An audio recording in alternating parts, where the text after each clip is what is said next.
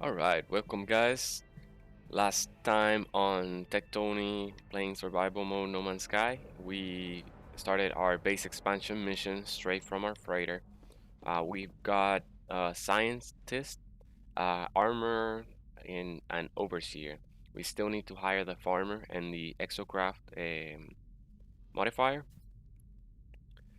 but we've been just completing the missions that we have so far, just not to get overwhelmed with a ton of missions.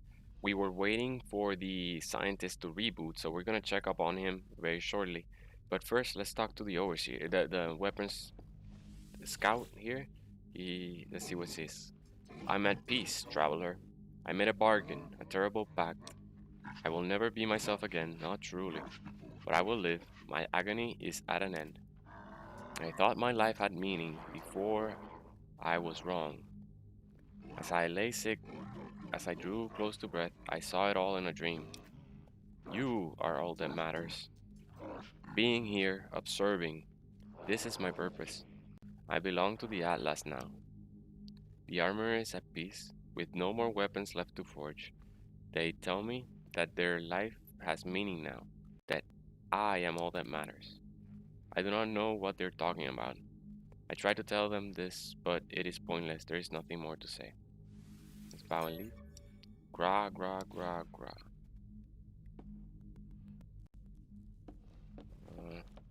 It still like wants us to talk to him, but we're just gonna switch.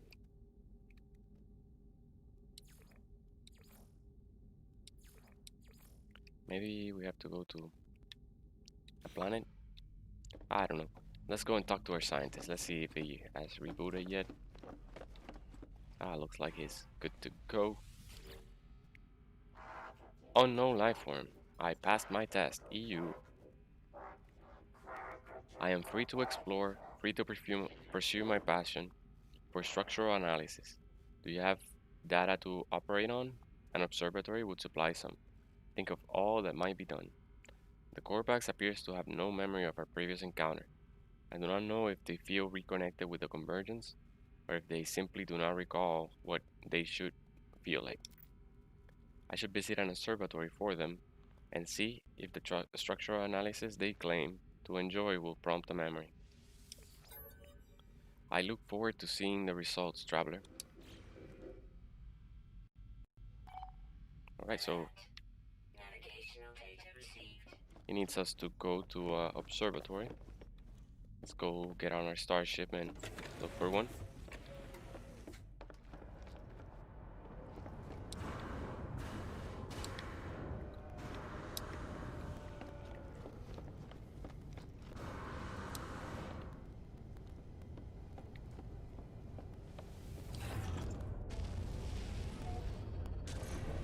Oh, 1 second.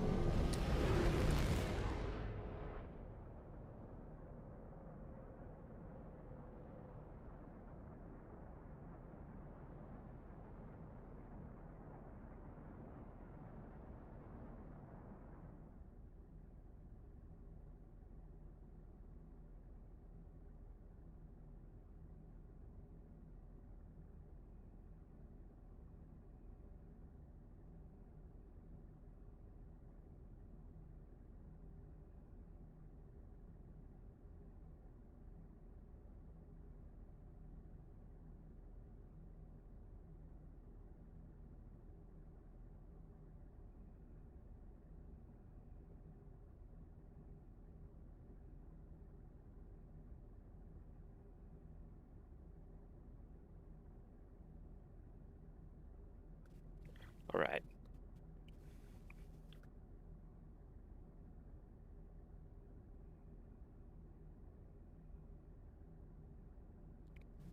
Okay, so yeah, sorry, I'm expecting a call and my phone was running out of charge, so I had to plug it in.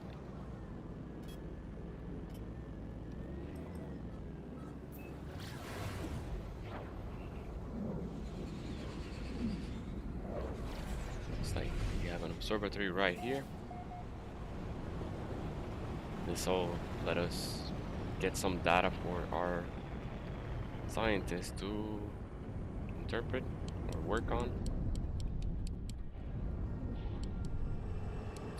Yeah, but it seems he doesn't remember what happened. He previously asked us to upload his personality core to the convergence using another observatory, or a transmission tower, I mean. And the convergence decided to isolate or quarantine the Korvax because of the traveler interaction. Oh, looks like a Viking here. Stuck to the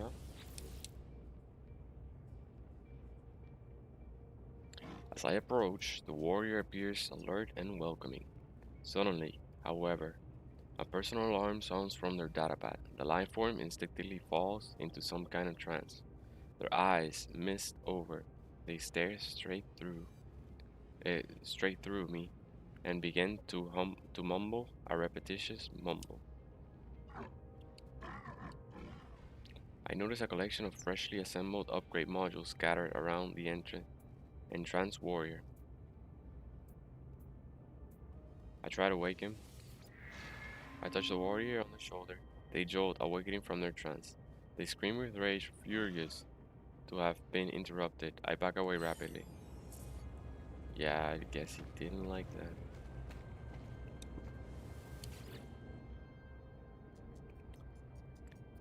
Data siphon installed. Accessing.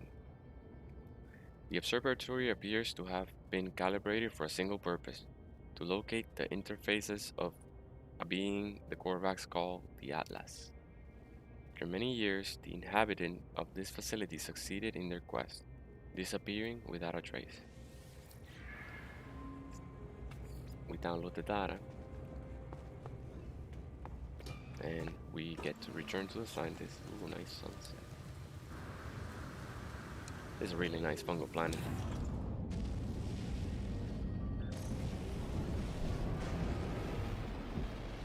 It has blue skies, blue water, and green grass. Well, grass is not really grass in a fungal planet, but a green surface.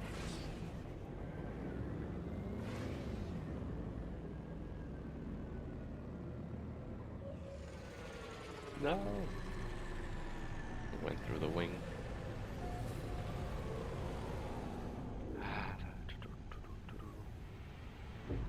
It's a good day. Got my coffee going, ready to stream.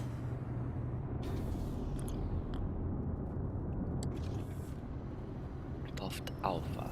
That's what the planet is called. Get a bunch of exotics here we can scrap later. I'm not gonna keep any of those.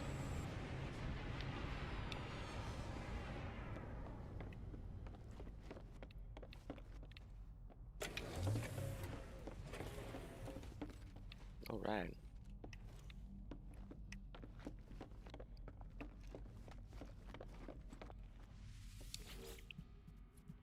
Traveler, while you have been absent, Corvax has detected anomalies. I feel alone. Perhaps the data will have answer. This data contains no answers, Traveler. Merely these blueprints for living glass and a beacon.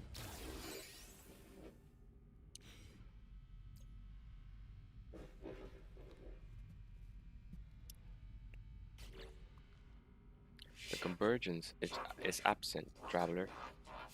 I, can find myself slipping further. Perhaps that beacon may be of some use. Construct one, and the convergence may find me again. Corvax is grateful. Traveler, I shall also work on my own solution while you investigate the beacon.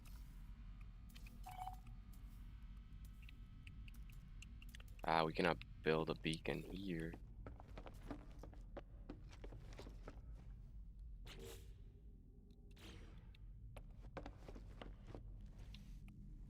Yeah, it's not the best to make these base expansion missions on your freighter. They kind of like have trouble with some of the missions. The Viking has troubles, and the Korvax does too.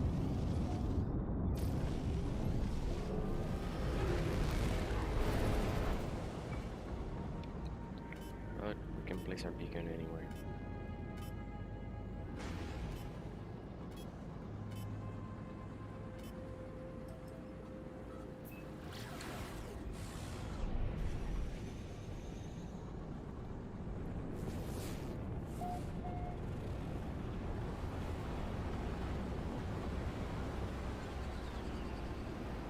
There's a hollow terminus here with some shelters.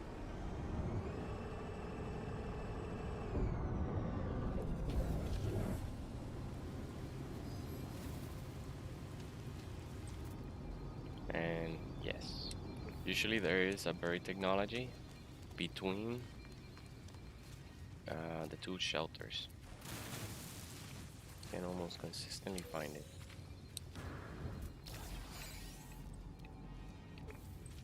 Alright, so let's build that beacon. Oop. Return to the scientist.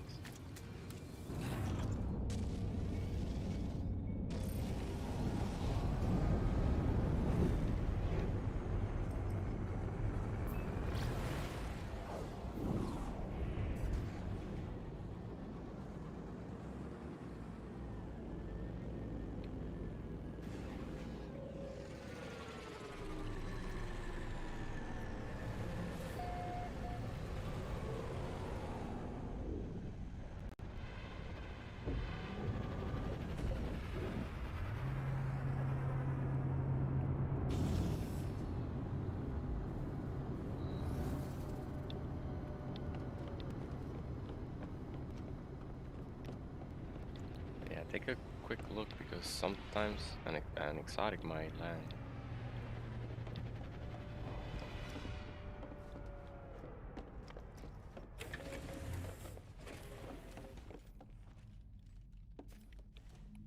Right.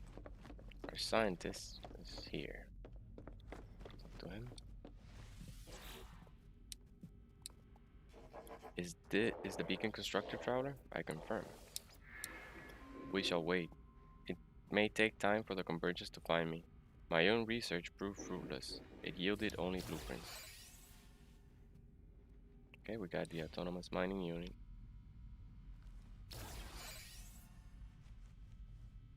And the atmosphere harvester. Those atmosphere harvesters and mining unit plans prompted a thought. What if they could be friends for the beacon? What if they could make their own convergence? They shall be my children, Traveler. I have transmitted and crafted intelligence to the beacon so that they might live and connect as the Korbaks do, but it cannot see the world. Bring me scan data so that I might teach it. Research entity plan seems desperate, but it does seem to have generally made them happier, or at least less anxious about their separation.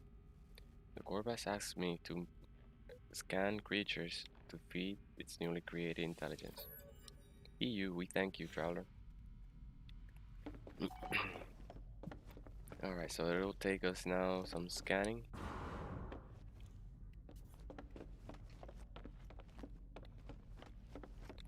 Let's go up on Mañana.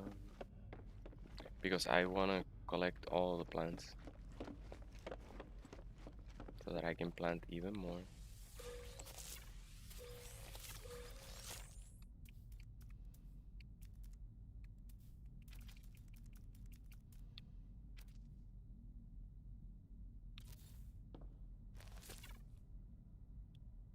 Let me see if I can move this planter.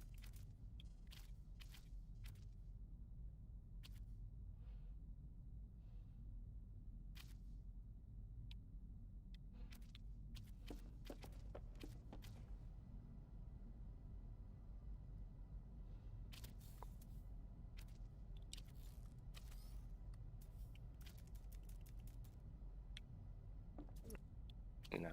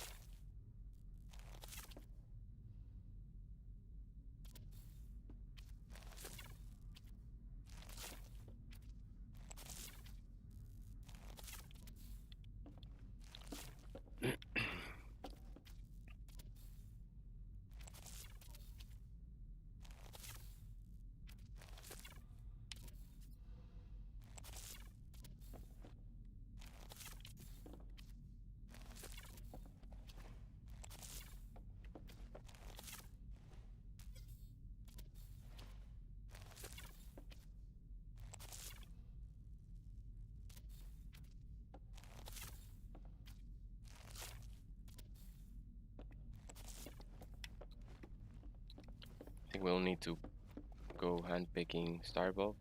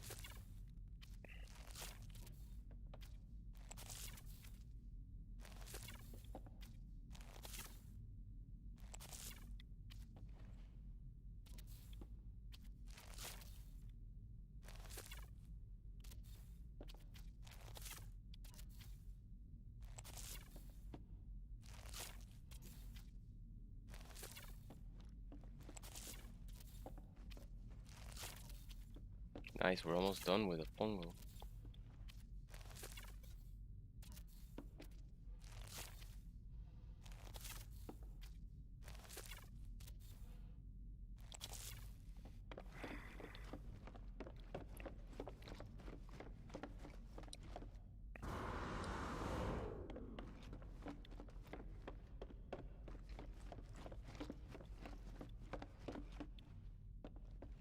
Alright, I'm not gonna collect these because what we need is dioxide. Ah, but our selenium.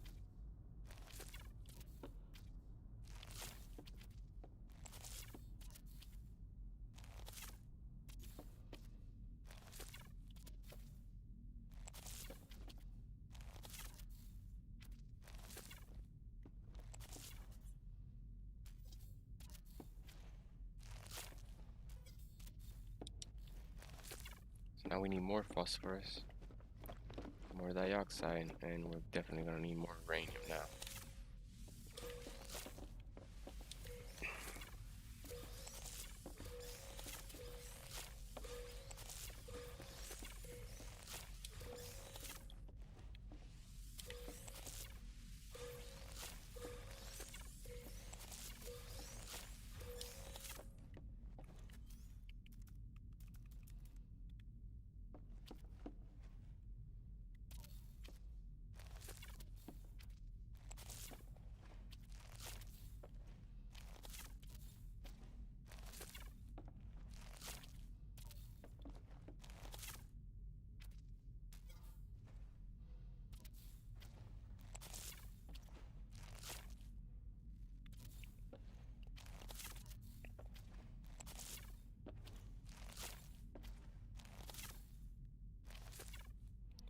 Nice, we're almost done with the gamma root.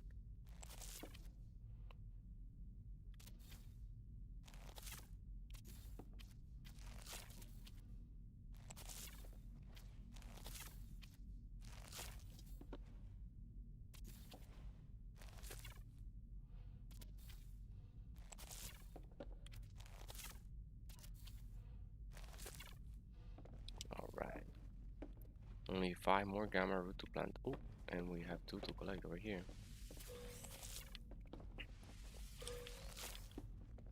Nice. We're gonna be missing only 1.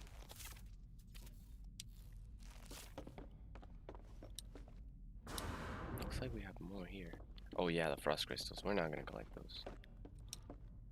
But at least we'll have plenty of frost crystal to make glass out of.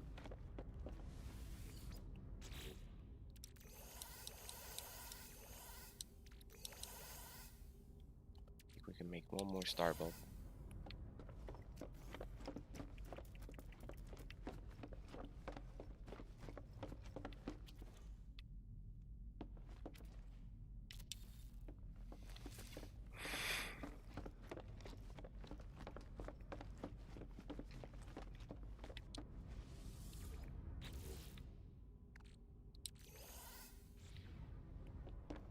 Good stuff. Let's check out on our Mordite and our Phasium.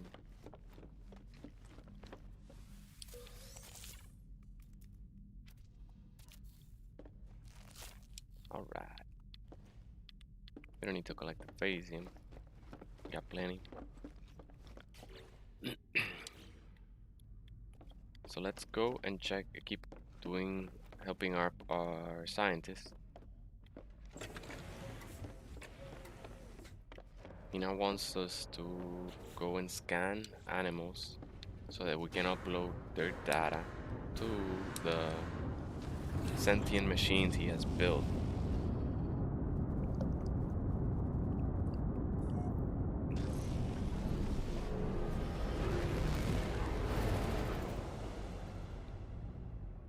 Gonna go to a brand new planet.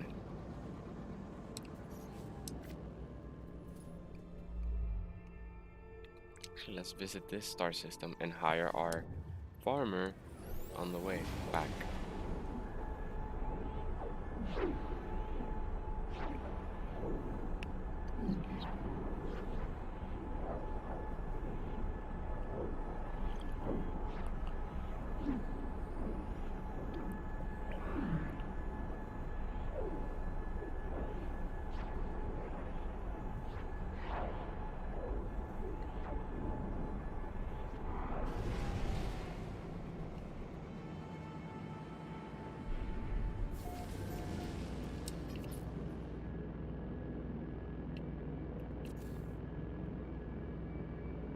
Looks like a fungal planet.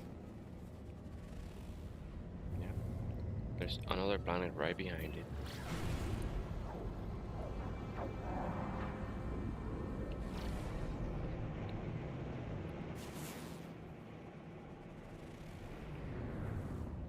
It's an anomaly planet, so it only has one creature. Exotic planets only have one creature, unless it's a mega exotic. We're gonna be looking for a mega exotic soon to settle on, finding one of the rarest planets. We're gonna be looking in a blue star system for that, so hopefully the air and the water is blue. Mega exotics are pretty much like any other biome. They usually have extreme weather or sentinels, but they have giant types of flora. So they could have giant mushrooms or giant trees or giant solanium spikes. They're really cool, really cool. I'm checking this if I see an alien. Okay, so let's switch to the farmer so we know which one it is. There he is. Oh, really cool looking guy. Friend, you have work for me, yes? I served in the finest kitchens and gardens across 12 systems, in each one producing prize-winning cuisine. I grow all my own ingredients. Hire me, yes? The gecko chirps happily at the sight of me. They promise to help me grow all kinds of crops on my world. The required paperwork has already been signed, apparently. A farmer offers to join my world and make use of the agricultural terminal.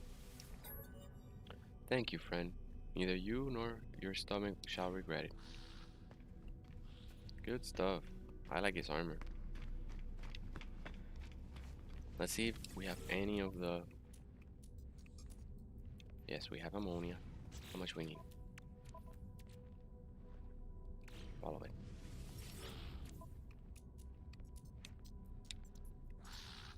And we're just 1,000.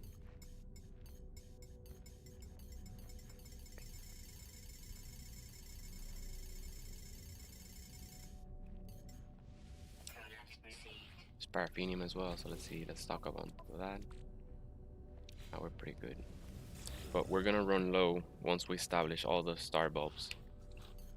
So let's get 1,000 more.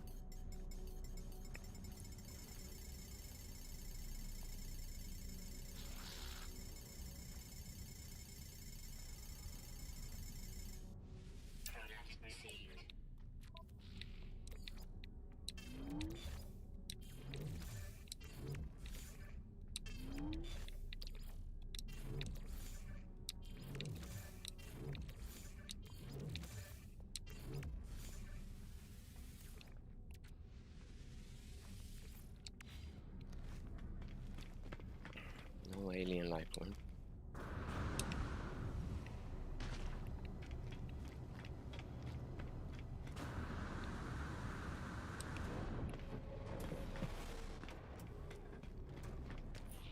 Okay. We don't need Starship anymore.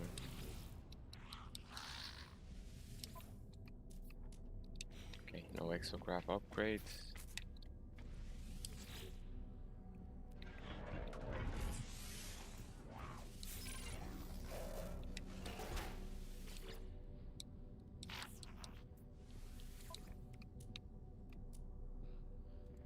Okay, we are maxed out on all those S-class, so we don't need any of those.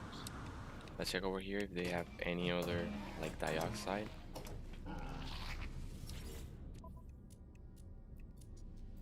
They got silver. Yep, we're running low on silver. And pure ferrite.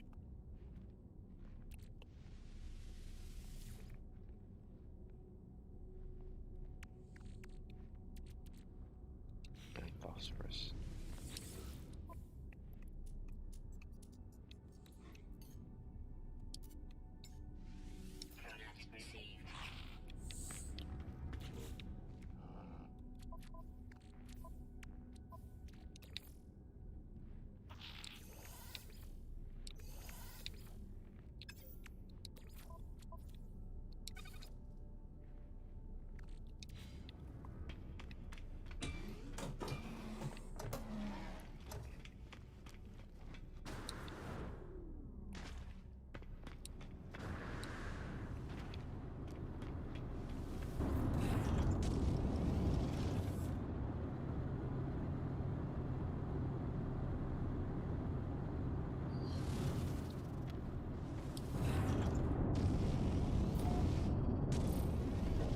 Alright, now we have hired our farmer. Let's land on this fungal planet. Let's land on the bayside.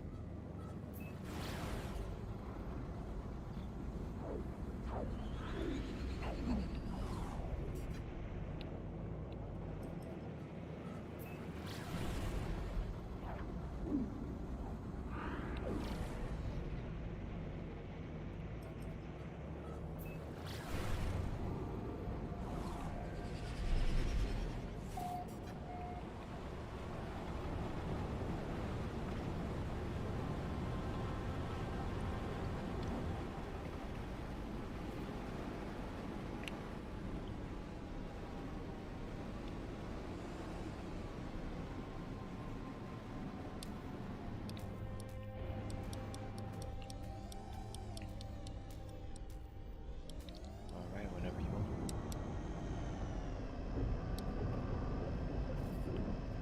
Oh, it's green skies. Well, this is a different one. Green skies, yellow grass. Ah, very good module.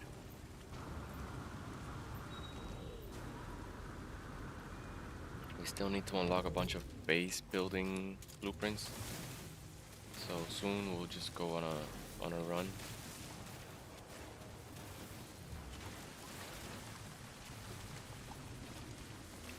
Wow, this one is deep. Hope I don't reach the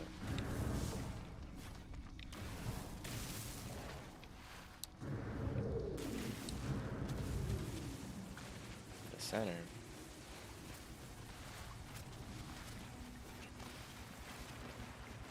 Yep, that's the limit. That's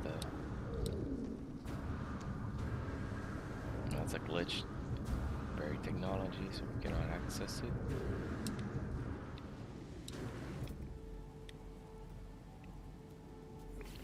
Let's check the planet. It may have no life. Intermittent. Yeah, it rarely has any life forms.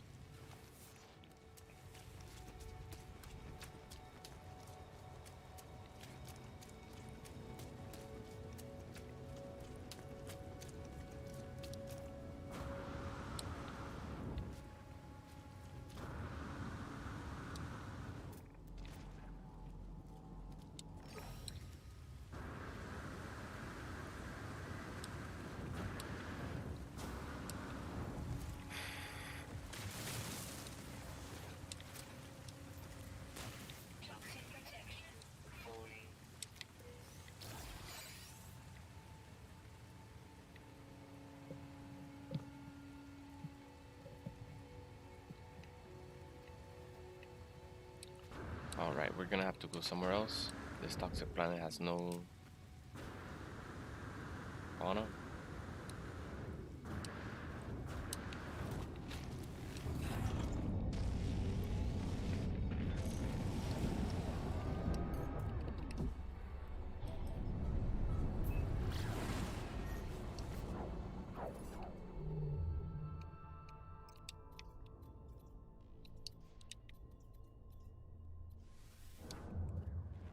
It's a nice star system. Has good planets. It's a green star system. Viking, with low conflict, wealthy economy.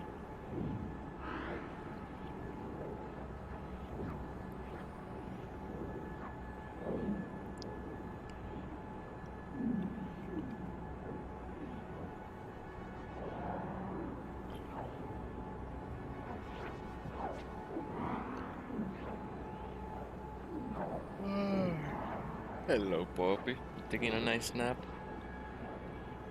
We played this morning. She went for a walk. She had some of daddy's breakfast.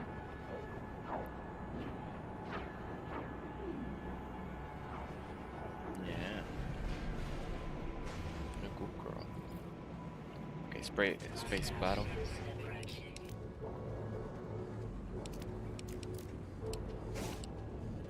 That was late.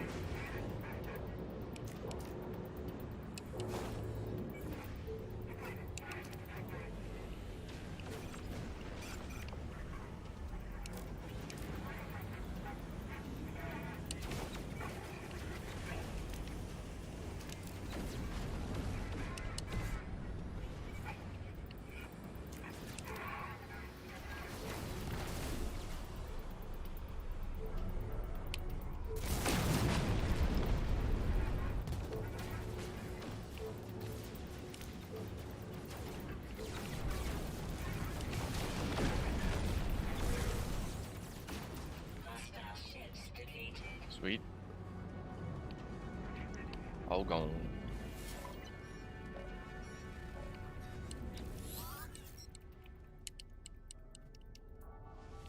Begin the communication.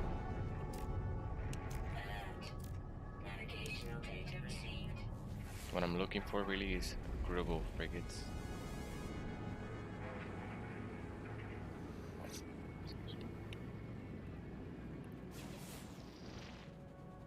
So it looks like they haven't spawned in. Wait, I hear something. Where are they? Let me switch the camera. Okay, here they are. You can use the scan and they show up. All the recruitable. There's plenty here. Hopefully we find an S-class. Let's see.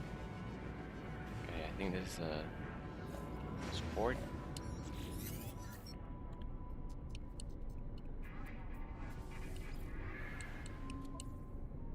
Nope. C-class. Let's check up on this. Another support.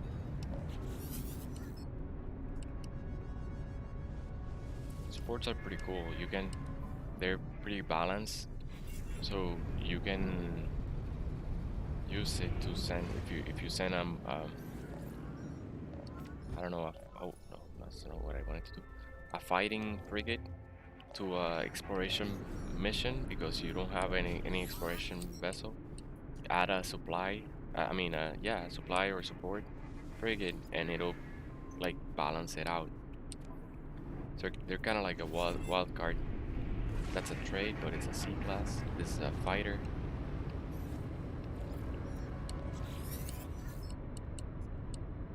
Fighters also show up to help you. Not the frigate itself, but it'll send starship fighters. It's B class, but it has small hoppers here. That is when it's red, it means that it has a weakness, and that weakness can turn into like failed missions constantly, even if it's a B class.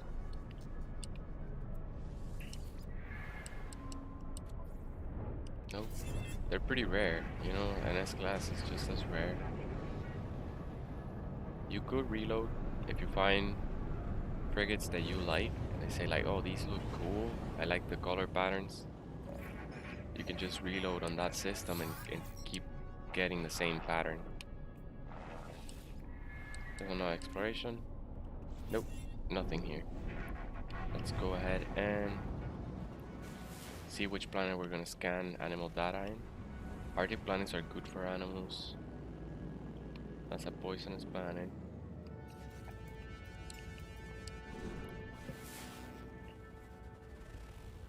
That's an exotic biome.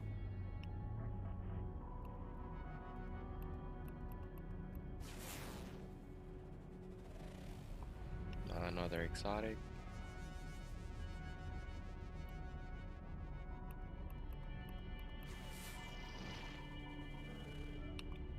An exotic planet with an exotic moon.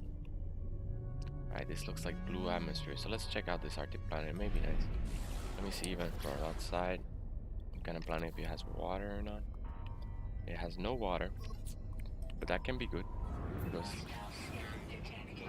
if it's frozen, it's frozen, right? If it's got water, it's just frozen all over the place.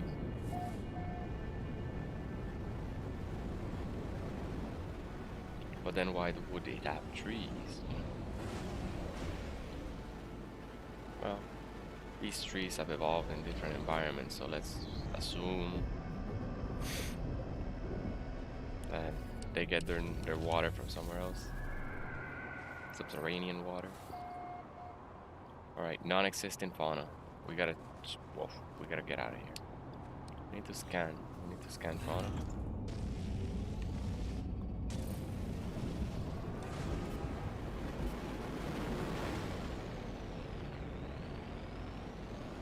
We cannot go to an exotic planet because it only has one species, unless it's a mega exotic. If it's mega exotic, it'll have all the types of species.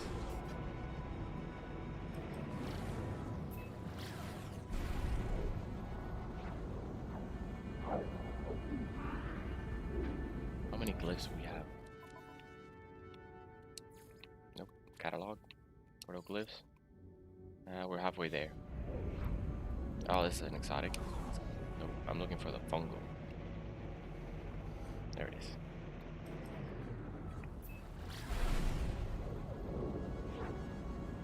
Beagle. No, I cannot start repeating those names. I think I got black.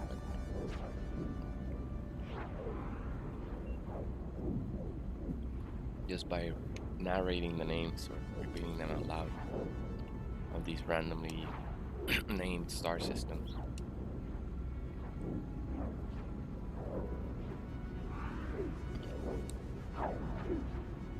Wow, this planet is really far away.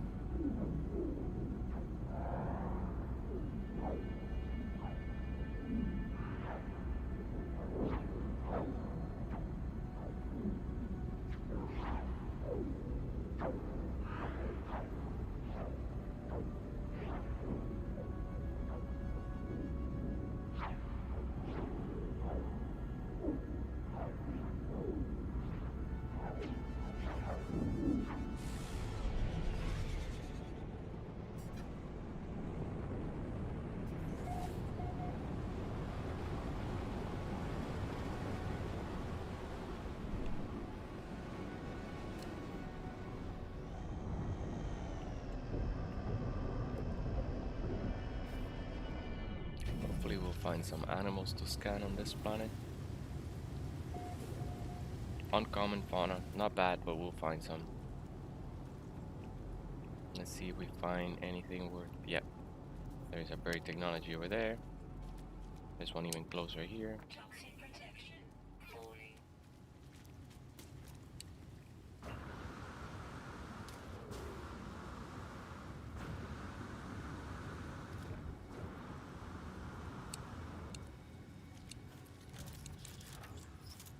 I see already birds flying above us.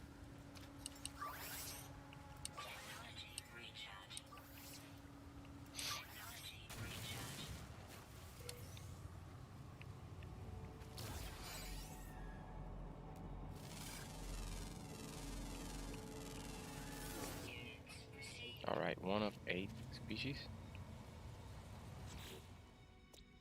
That does look cool.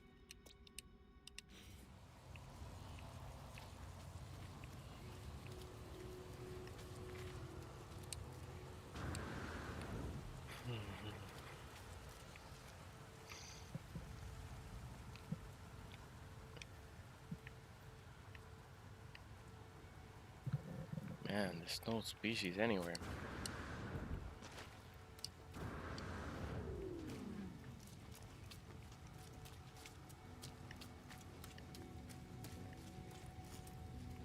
I think what I'm gonna do is just do an excess mission, and when we find one, we find one. Scan it.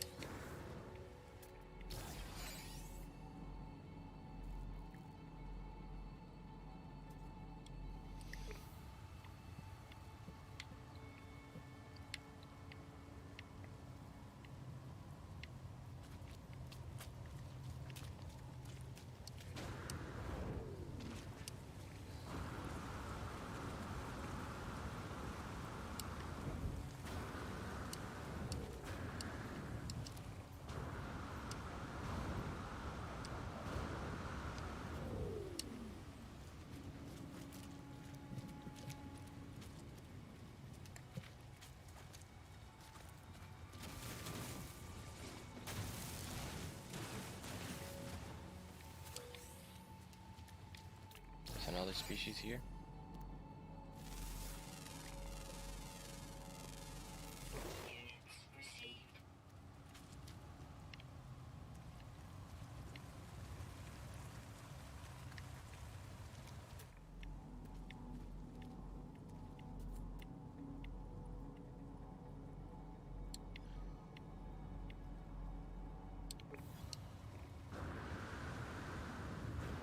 Let's get to this module. If we don't find anything else, we're gonna get out of here.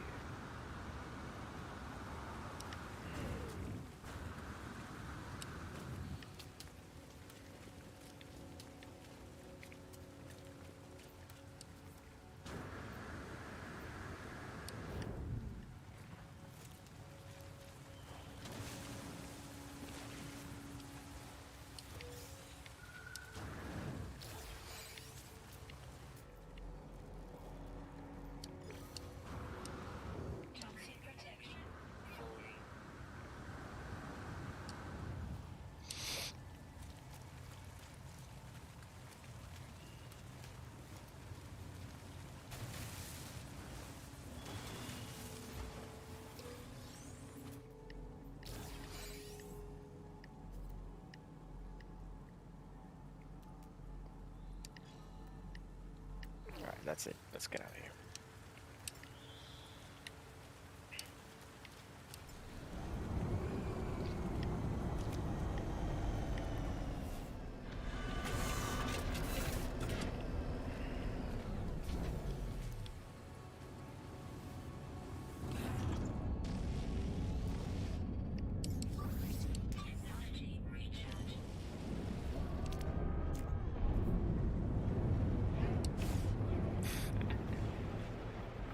Shot a rocket at the space worm. Alright, new star system.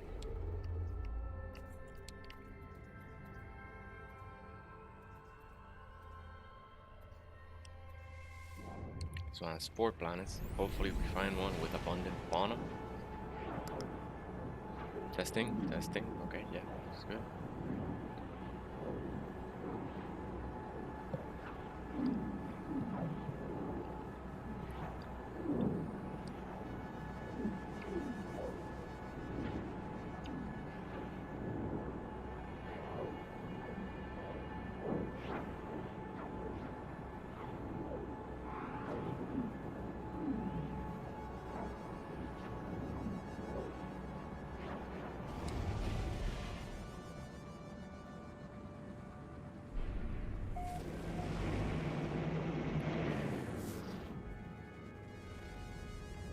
Cross planet.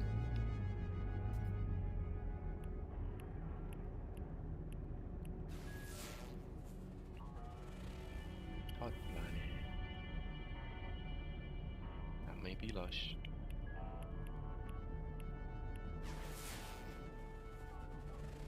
No. So another fungo.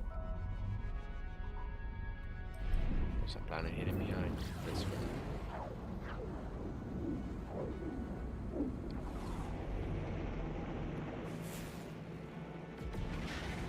Alright, another fungo. Nah. Let's go to the space station. Oh, there's one more. That's an Arctic. Let's go to the space station. I would like to go to a lush planet because I want to also pick up star bulb. We're really low on star bulb and our greenhouse is not gonna grow until we start collecting them manually for at least one time. Then we'll be done with all the star bulb we need.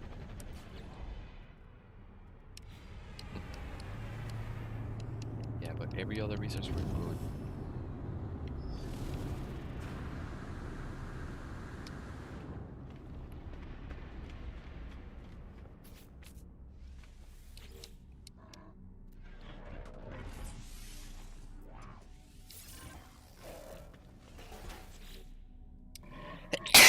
Excuse me.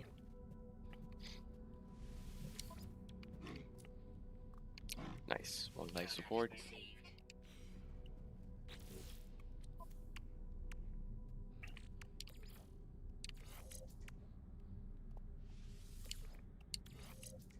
We need one more life support and 2 more shields. We're gonna be maxed out. Let's get our exocraft upgrades. Nope, nope, nope, nope.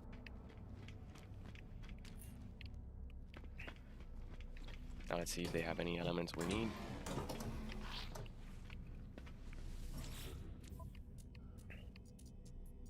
Ammonia, gold, silver. This is pretty good. They have a lot of metals. A lot of, pretty much all the base building supplies for the freighter. And an alien. It's an alien. It looks like a tiger. A purple tiger. The Pink Panther. This guy's the big Pink Panther.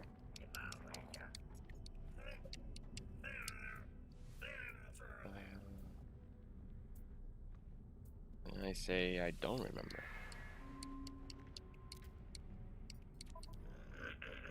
Ooh. Nice. A lot of damage, but it's because it's already equipped with it. No thank you though. Alright. Ask where they're from.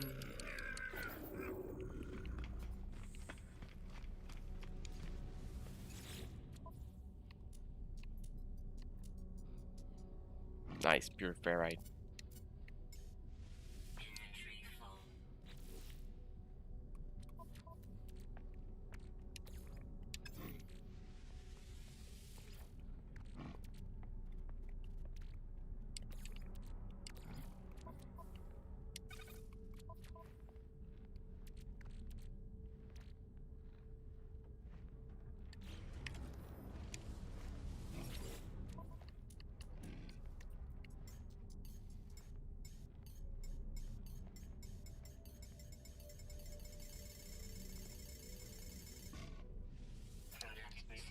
Sweet.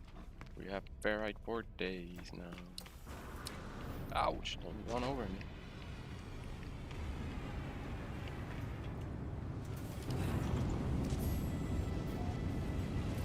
Recognize. Meet 30 aliens. It's an alien. Unknown grave. Here we come. Nice. So this planet has ancient bones. Usually ancient bone planets are called prehistoric planets, or they're likely to be prehistoric planets, which have two types of T-Rex and one butterfly species guaranteed. The rest are random.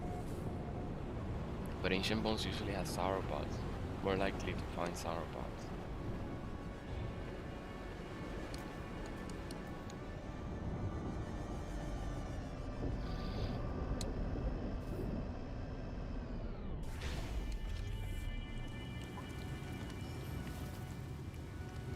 April Ridge Bear. Ah, 2-star.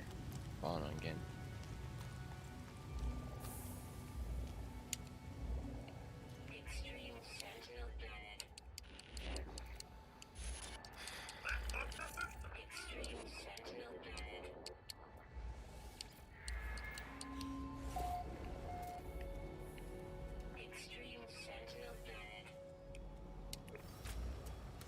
Oh, I got you. It says an extreme sentinel planet. I have to like shout it 4 times.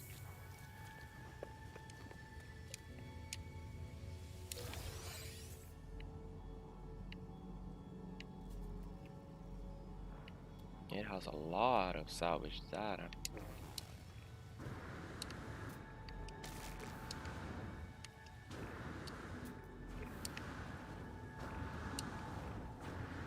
Nope, nope, nope, nope, nope.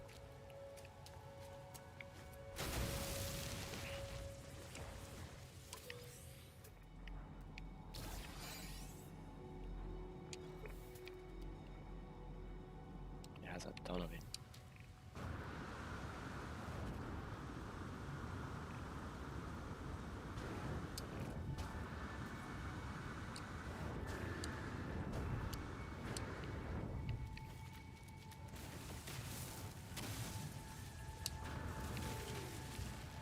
Come on, let me dig.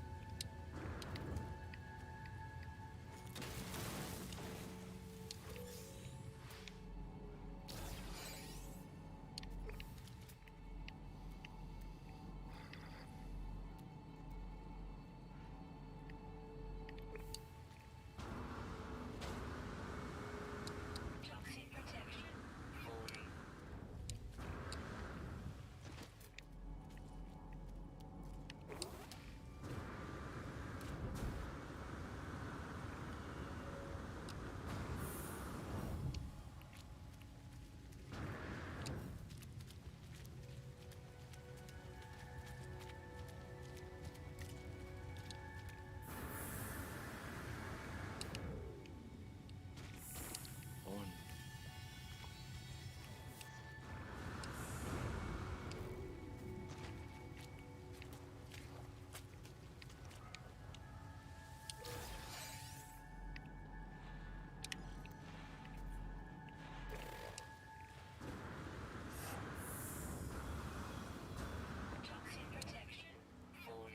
Ouch! Ow, that was a big fall. Thankfully we had a shield.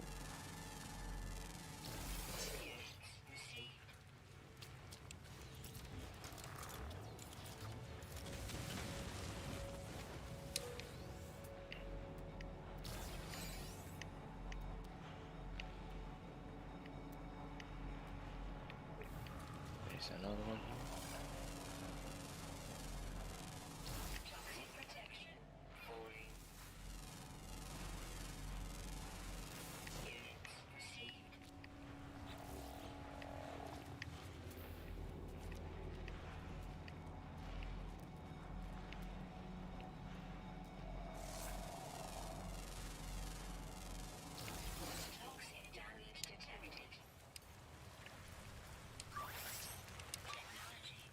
So we have 4 out of 11.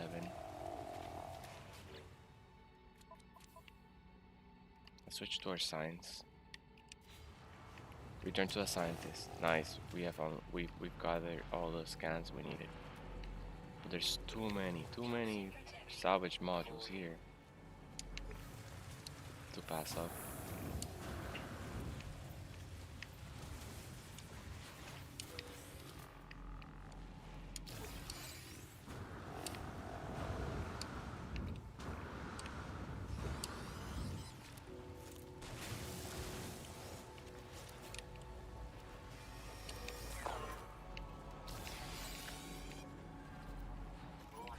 I think I'm afraid of you.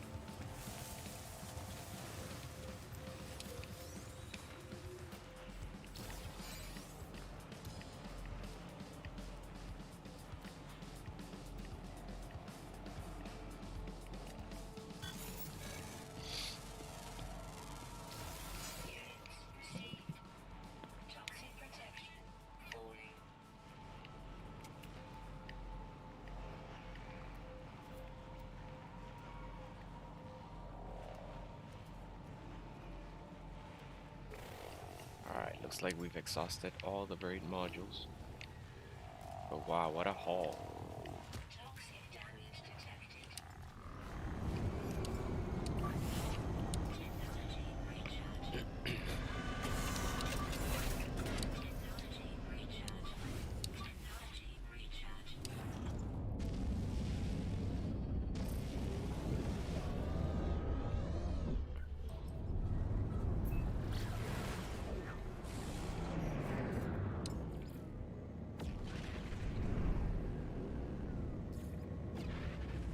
Okay, let's wait.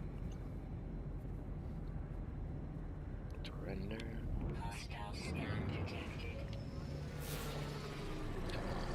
Us.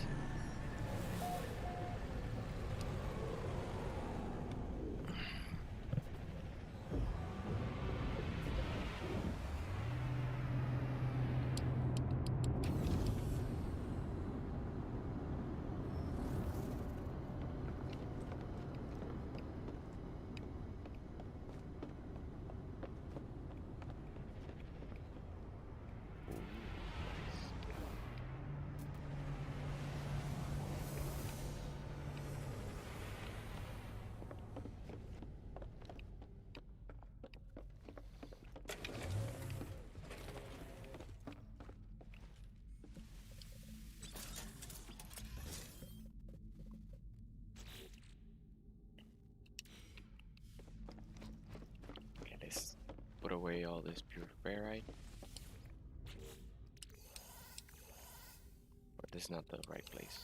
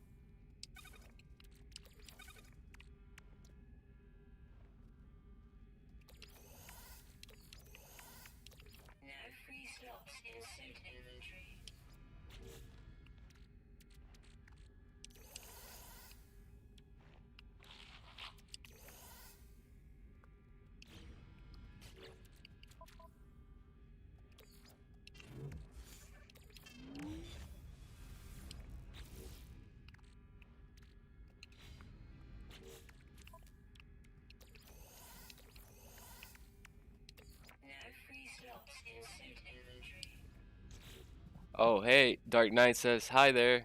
Hello. I'm sorry, man. I'm sorry I missed it. I was kind of like into the whole inventory management.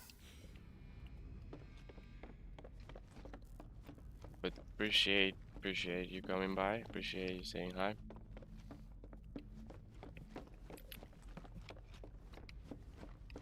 Alright, so I use this one over here for heavy metals. Let's actually do all these three are gonna be for elements. First one, heavy metals.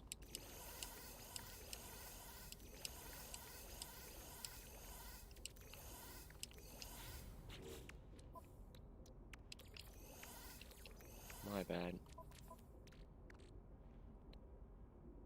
Heavy metals. Ta-dun, ta-dun, ta-dun.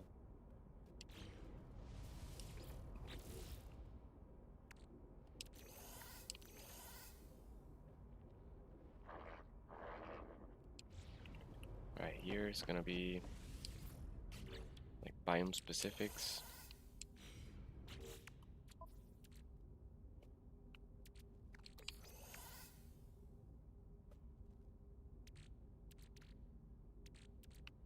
We need indium here.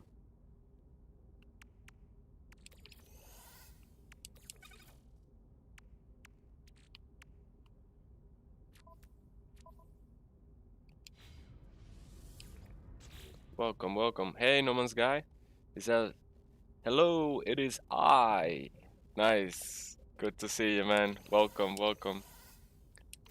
Dude, I gotta tell you, man. You remember the interview?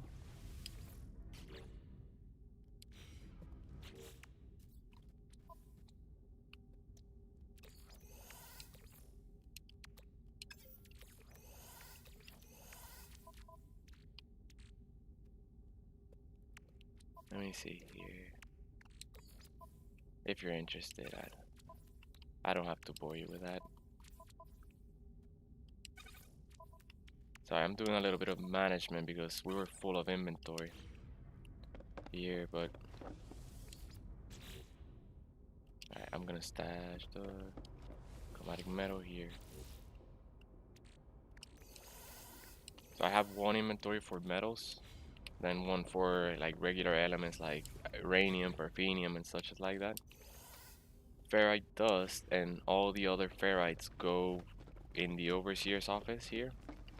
So I have one storage container that's dedicated to like magnetized ferrite, pure ferrite, S and tritium because it's used for freighters, building, silicate powder.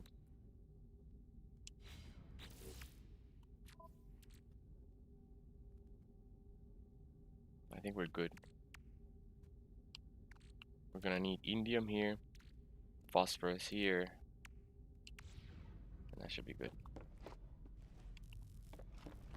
Alright, let's see what our scientist.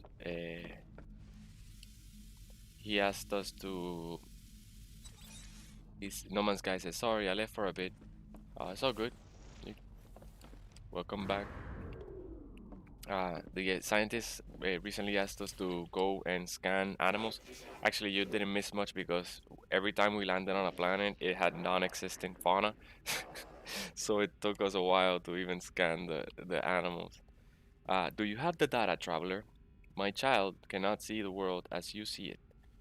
To share your scans will be to share your consciousness with them. It is a tremendous gift.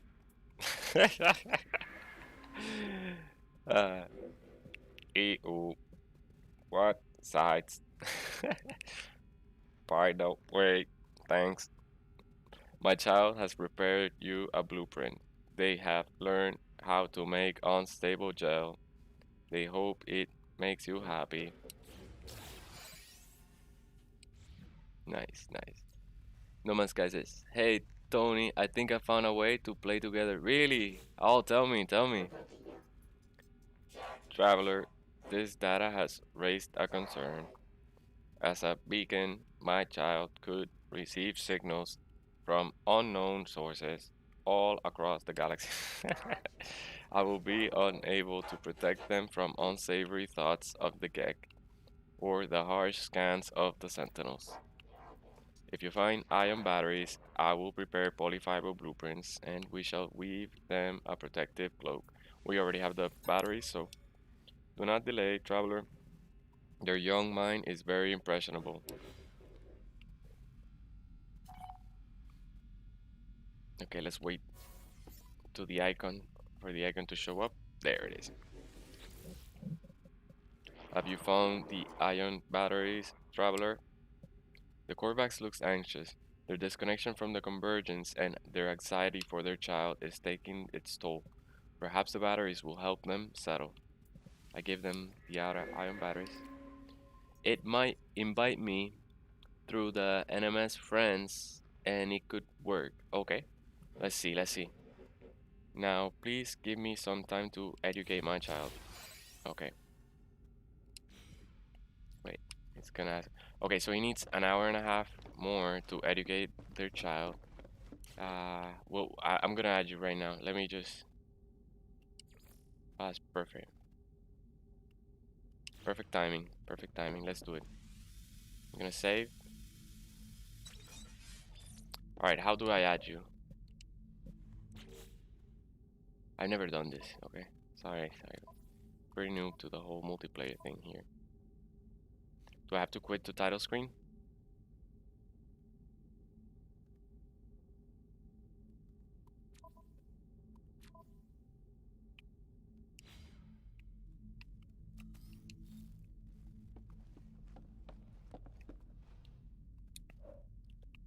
Let me see. Which one are you?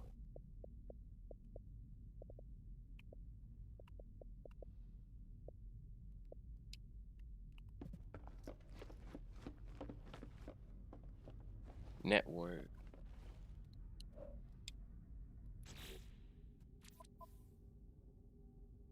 Yeah, I don't have the network settings there. We need to subscribe to gold,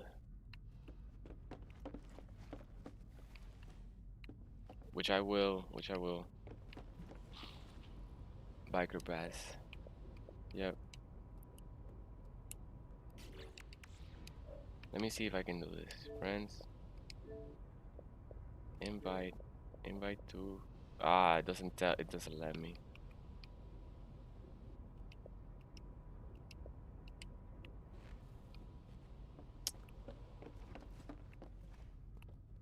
Yeah, I need the gold. I need the gold. But the interview went really well. I got so hopefully as soon as I get that notice, I'll be. I haven't spent on anything, man. Anything. Everything is just rent and bills. So it's been a thing. But now we'll get there.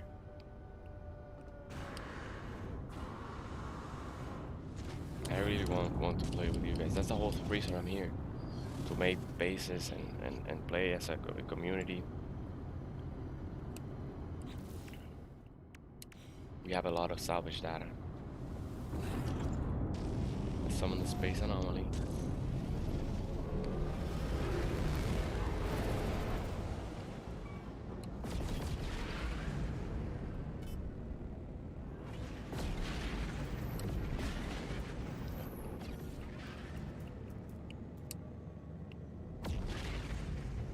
Let's check these freighters, frigates. See if there's anyone worth hiring.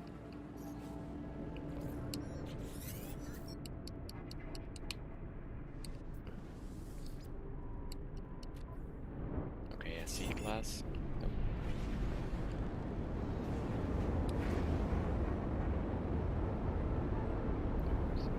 It's easier with this camera.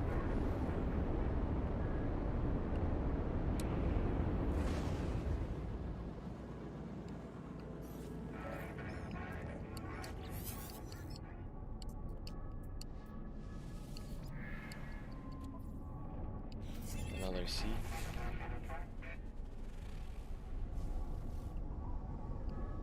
Those are the only two, so let's go to our space anomaly.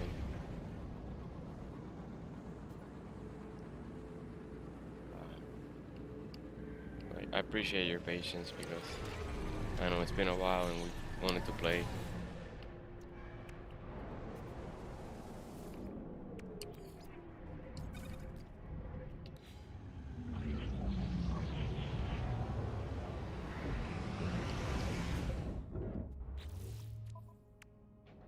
We have a lot of salvage. 60. Oof, I just started a Twitch stream. Gotta get used to, uh, gotta get used out of new save. You never know. I could make some bit nice bits. All right, yeah. Let me know what's the name of your stream. I'll look out for that.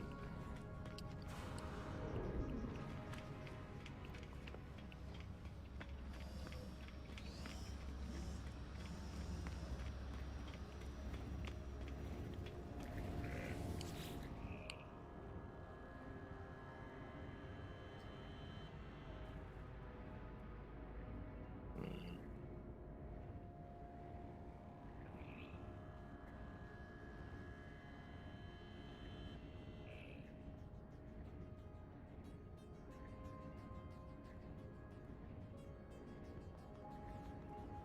Okay, we're almost ready.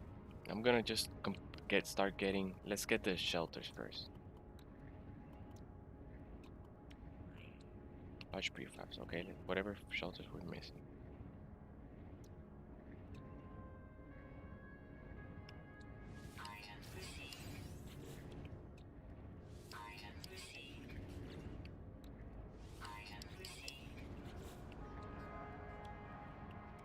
We'll get the paving later. Small prefabs.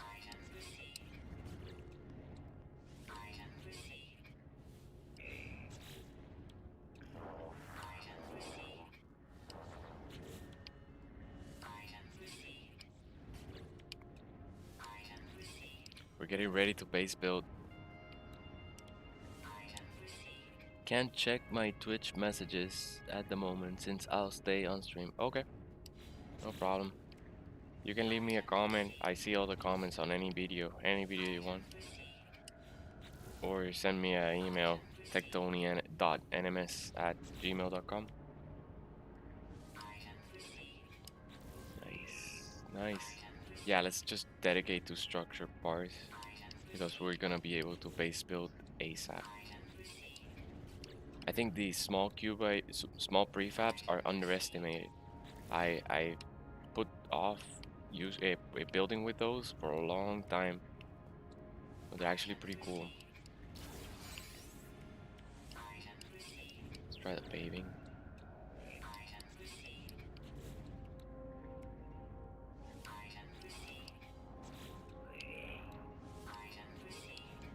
Alright, we're done with prefabs.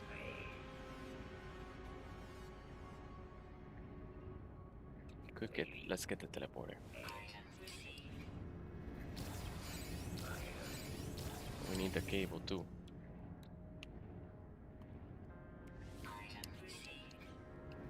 Awesome, good stuff. Simon says, hi Tony, hi everyone. Hey, welcome Simon. Good to see you again, man. Dude, I got news about the interview. You wanna hear it? I can't wait to tell you guys. Ooh, look at this. C-class though.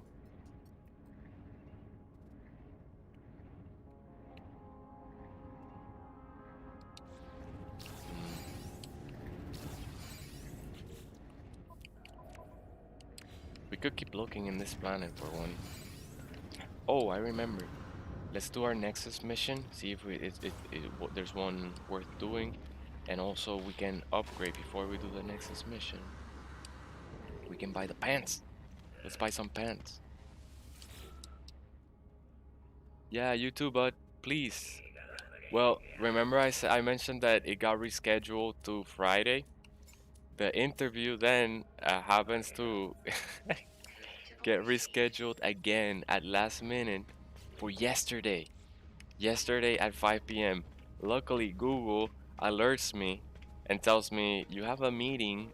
You have a meeting at 5 p.m. It alerts me at 4:30. So I'm like, what? I gotta take out Mara. She's bursting. So I run out, take Mara, come back into the apartment, take a shower.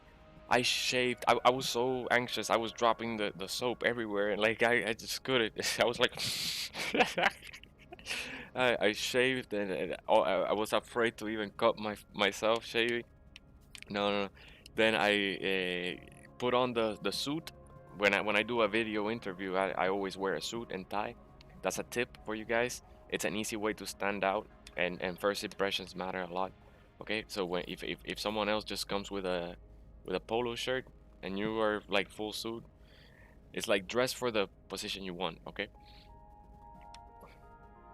Let's see the legs. Ooh. Oh, it has a knife. I didn't know that. Oh, those look awesome.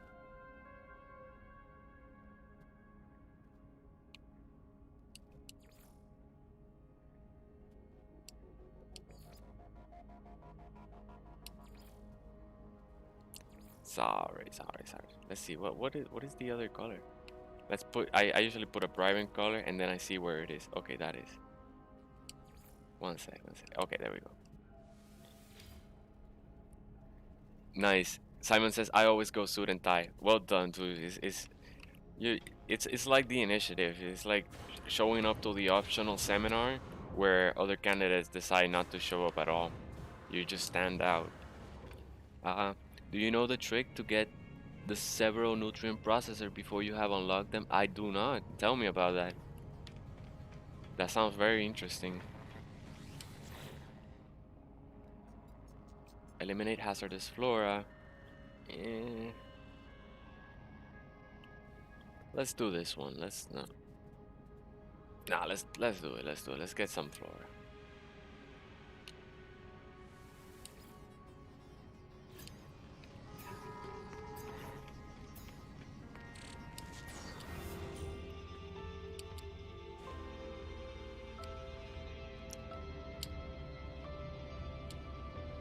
Simon says, "How do you think it went? It shows you prepared to make an effort." Oh no, I haven't even told you. So I get on the suit and I'm on the call at 4:50. Like it was a video conference call, so I was able to just log in immediately, rushing, turn on the computer, get the link, go to the meeting, and I arrive at 4:50. Okay, with suit and everything already. Then they asked me a bunch of questions that we were talking about. They asked me about my college, like they know my college and they're fond of it, so they said like, oh, we have a bunch of people that graduated from there, and they're awesome, so we think highly of it. But they said like, oh, I appreciate that you were here. I got notified as soon as you entered the meeting, 10 minutes before the meeting, and you are the first of all the candidates to show up 10 minutes early. So even though I got notified at 4:30, and in 20 minutes I was in the meeting, I was yeah, I still showed initiative, and because no one had showed up. But no, they asked me a bunch of questions, and in one of the questions they said that it was I gave them the best answer that they had ever that they had heard from any of the candidates. Um, so it was really good. Today is one of the seminars, so I cannot forget it. It's at 5 again. But really amazing. Look, I applied for a regular developer position, and when I look, they're interviewing me for a UI manager position. So manager of the front end, which is my specialty, like, right. But I just posted my resume, so it looks like they liked it, and they said like, maybe we should just place him in a higher role. And oh my god, so it was really cool that they consider me, and they pretty much beside, compared to the other interview that was SQL, where I it's not my strong suit. I don't know so much. I've never worked SQL since college. They tell me that like I was able to answer all the questions. I knew all the questions. Plus, they were looking for a very rare technology that's called WebRTC, and that's used for establishing peer-to-peer connections, which is a browser technology that lets you send video, text, and voice or audio. So establishing a video conference between browsers, so you don't even need third-party tools. It's a technology that's already available in browsers, and it's very rare. I only had the chance to work once with it, but I was able to establish a full video conference with video, voice, and text. And this was in 2015 when like Internet Explorer was, really challenging to work with because they kind of they all browsers try to do their own thing. This is a nice planet. They kind of try to do their own thing, and it's always like you have to program one feature for three different browsers, and each one you gotta first check which browser the user is on, and then decide how to proceed, and you have three different sets of code for one feature. So it's really annoying. It's like writing the same thing three times in different ways.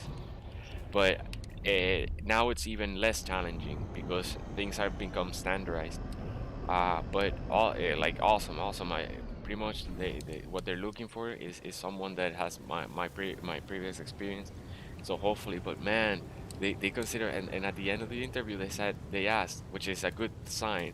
They asked, are you still ready to start right away, or do you need to give 2 weeks notice?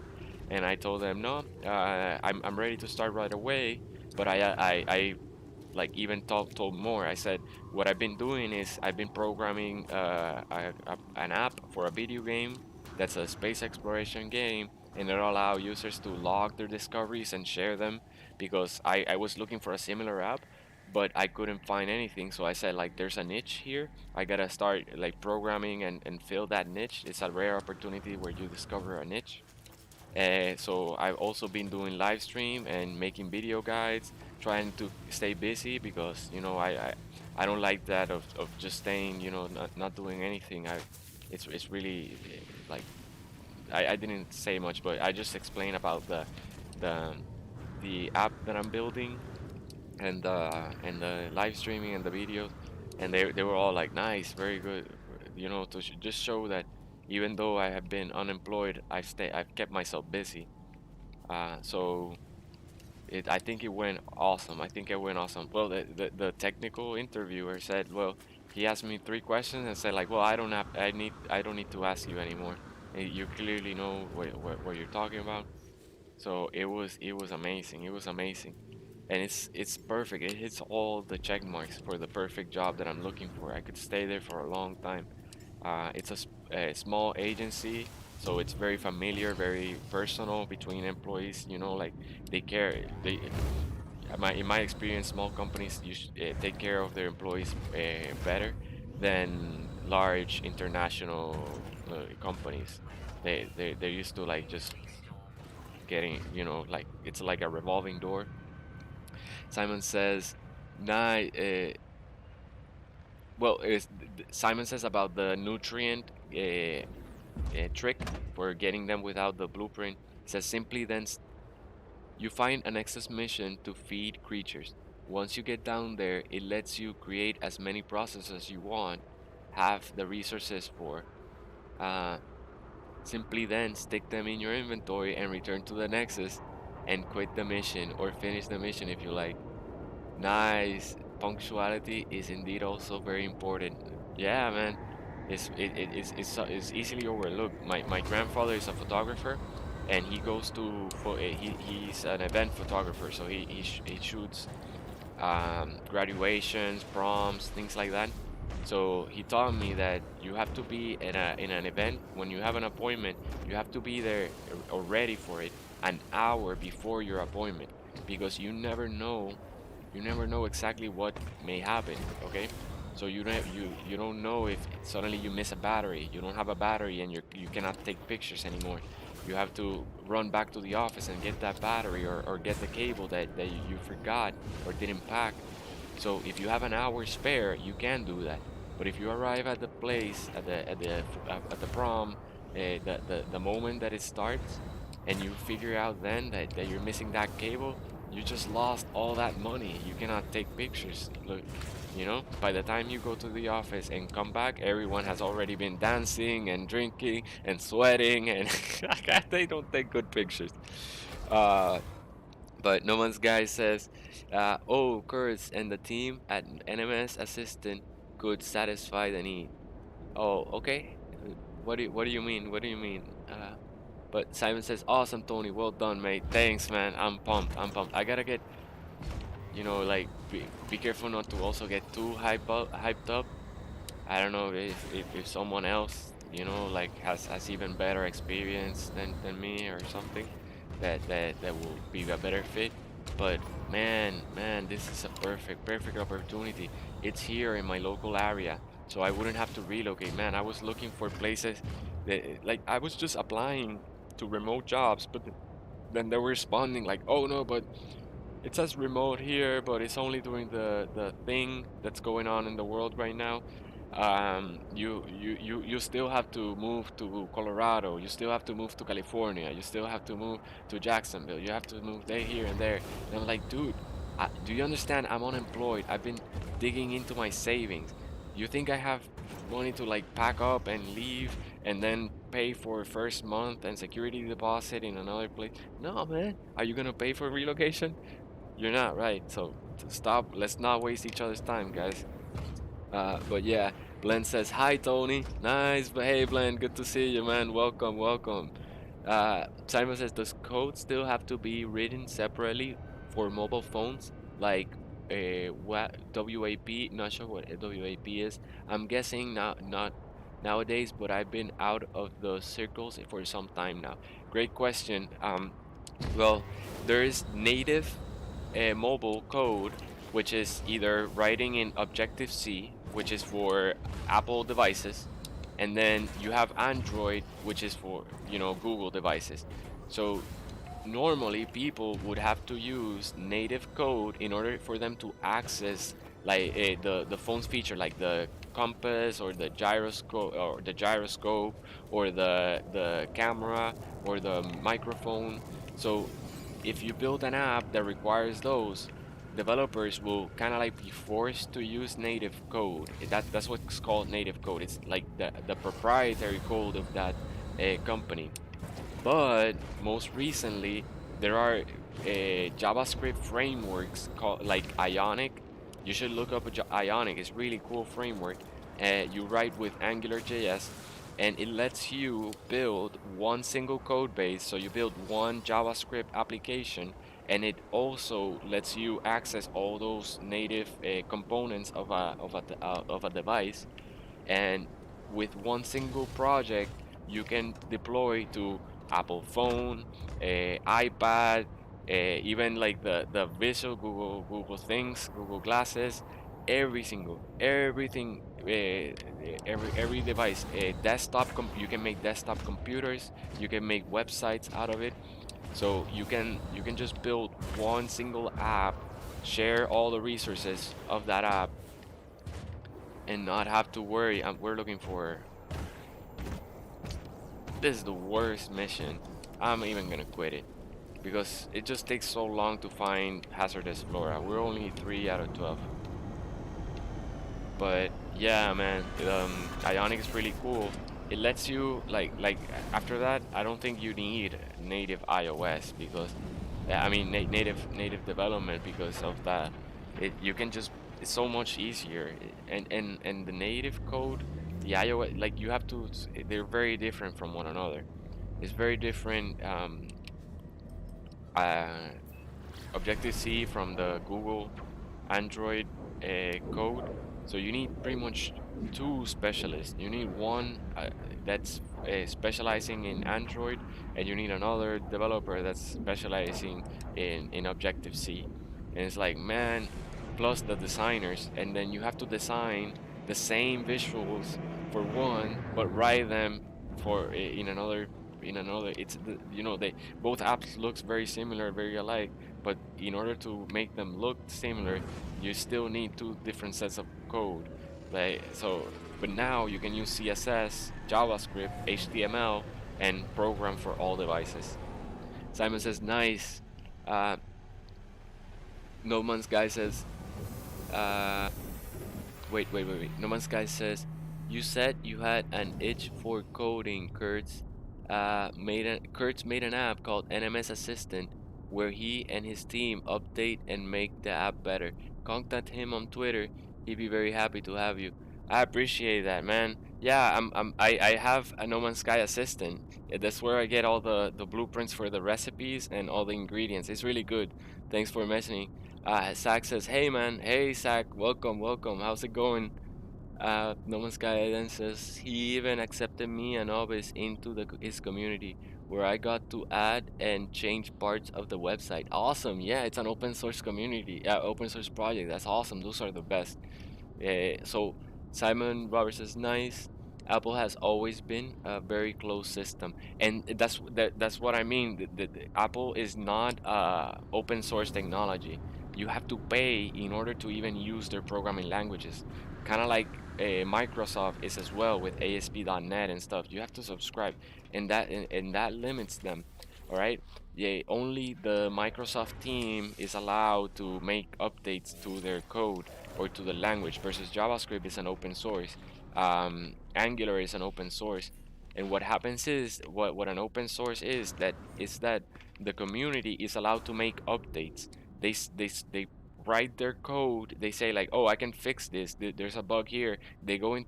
Someone random like me, from the public, goes, makes an update, makes the fix, and then submits it as a pull request. It's called a pull request.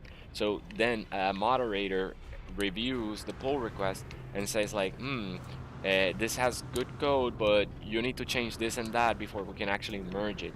Or they say like, oh, this is perfect. This fixes the bug.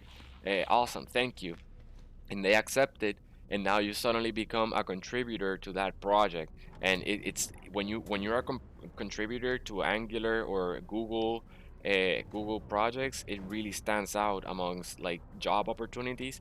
They know, wow, this person is in the really active. He knows what he's doing. So I once gained the contributor to Angular by just I found a defect in one of their tutorials, one of their guides, and it's like, oh wait, the guide says to do this, but actually the solution or the way to do it is this way. If you follow the guide, it doesn't work. The code doesn't work. And I submitted that, and they said like, oh, awesome. It wasn't even code that I submitted. I just submitted that bug, and they gave me the status of contributor because of that. Oh, phosphorus, awesome. So let's put 1,000 of it in our freighter.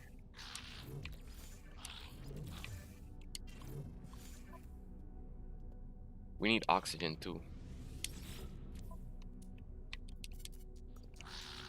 But yeah, man.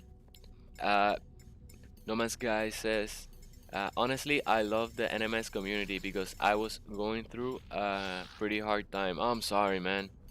And they helped me through it in ways that they couldn't imagine. Ah, man, that's good. Yeah, it's community, family, and friends that have your back and really, are there when you need them. So, but yeah, like it happens, but you always become stronger from on the other side of it. So, I see every time you fall is just a way to a way to learn how to stand up again.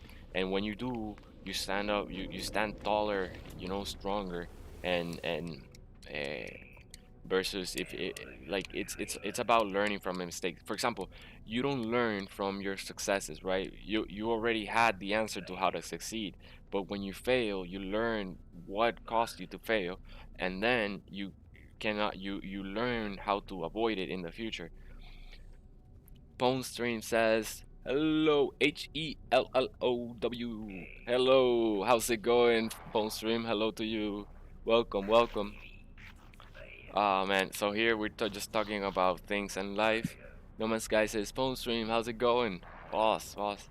Tell them to be honest. I don't know what he said. He liked that, so he gave us nanites.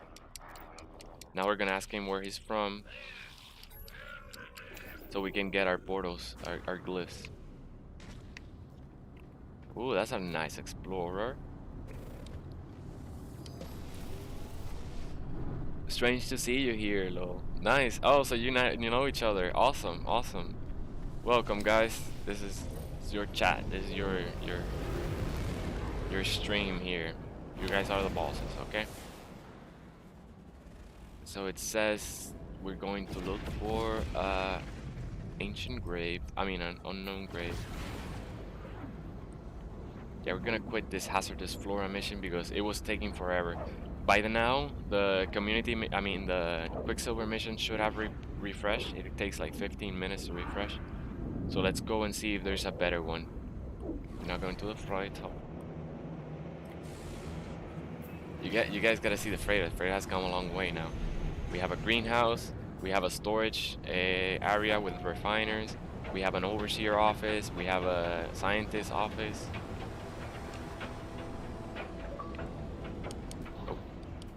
Oh no. No. It's these like large mega structures. They're really annoying. They just render in as you're flying. Ponsu says, I'm fine, thanks. Hi, No Man's Guy. No Man's Guy said, Tony, you almost got 100 subs. I know.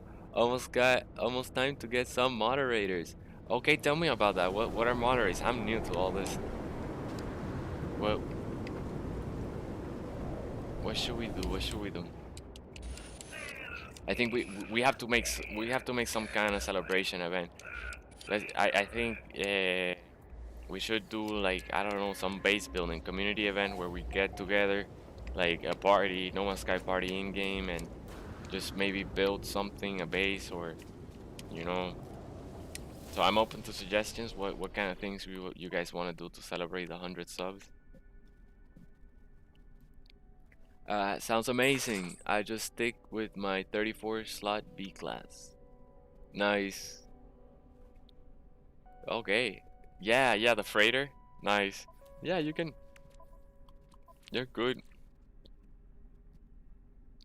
It's the inventory slot that matters. We're not using like the S class is just for hyper drive range as long as you have the inventory slots available. Yeah, and I never use this to warp drive. So Simon says they moderate your chat for you. Okay, okay. Like if someone gets you know too inappropriate, they can immediately react or something like that. Ouch. No Man's Sky says moderators help sort out the nasty combos going on in chat and non-family friend. Okay, nice. That sounds good. That sounds good.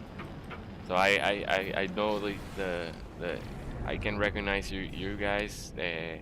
Plenty of you that come by, and I see that you know you generally support the stream and the channel and want to see it grow. So I would be able to trust one of you if you wanted to do that. I don't know how to assign you moderator privileges, but I'll figure that out. I'll look on YouTube. I'll start preparing for that. Thank you. Is there anything else I should be aware of as the channel grows? I have a Discord. It's called the, the Divergence. So eventually, I want us to be like the Divergence. We are the Korvax, the Gek, the Viking that broke away from the pack, and or the anomalies, and are fighting against the Sentinels. We're gonna take up back the war of the leave mission of the Viking, and actually, oh no, kills 26 monstrosities. We're gonna take a long time. Hmm. All right, let's see how long our scientist needs before the next mission.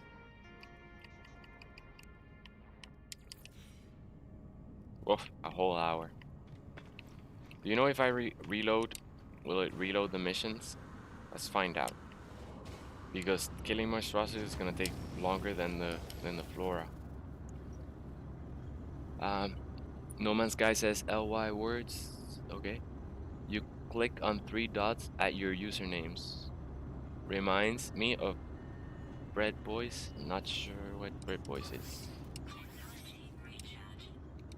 Okay. Reload. So we're reloading just to see if that'll refresh the mission because killing monstrosities is gonna take a long time. Right, Marita? Hello, girl. Cuchi, cuchi. Cuchi, cuchi. Don't bother me, Dad.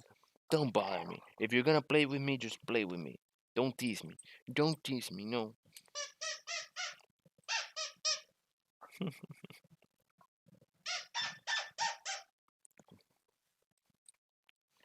We already played this morning. I woke up and I just started playing with her. And then we went for a walk. Yes, I made egg sandwich and she had some of that. So she's been good. Had a good day so far. Eventually we're gonna go and for a long walk later and you know another playtime session. So she's got it good. No, it doesn't refresh. Okay. Uh, son, it's time to take back the Holy Land. Oh wow. Exactly, exactly. We gotta fight the Sentinels, push them back. You know, it's the Viking almost had them at the edge of the universe, the edge of the galaxy. But then the first spawn said like, oh well, now they're engaged. You know, so let's they in from the center. The first spawn started like conquering, and now the Viking had to fight two fronts, and so the Sentinels started pushing back again. So we almost had it, but now we'll get it. No One's Guy says, at 100 subs, we need a room tour. All right, what do you mean a room tour? Okay, like a base tour? I think better we should build a base ourselves, right? Not gonna be able. Let's wait on the. So I'm just gonna teleport to the farmer while this all works out. Let's try to do farmer missions. Some time will elapse and then we'll come back and get our Quicksilver. But today we unlocked the Viking pants. So we just need the shirt and the shoulder pads. And then we'll change the helmet too and it will be fully Viking. Alright, there's our freighter. We're gonna call it closer.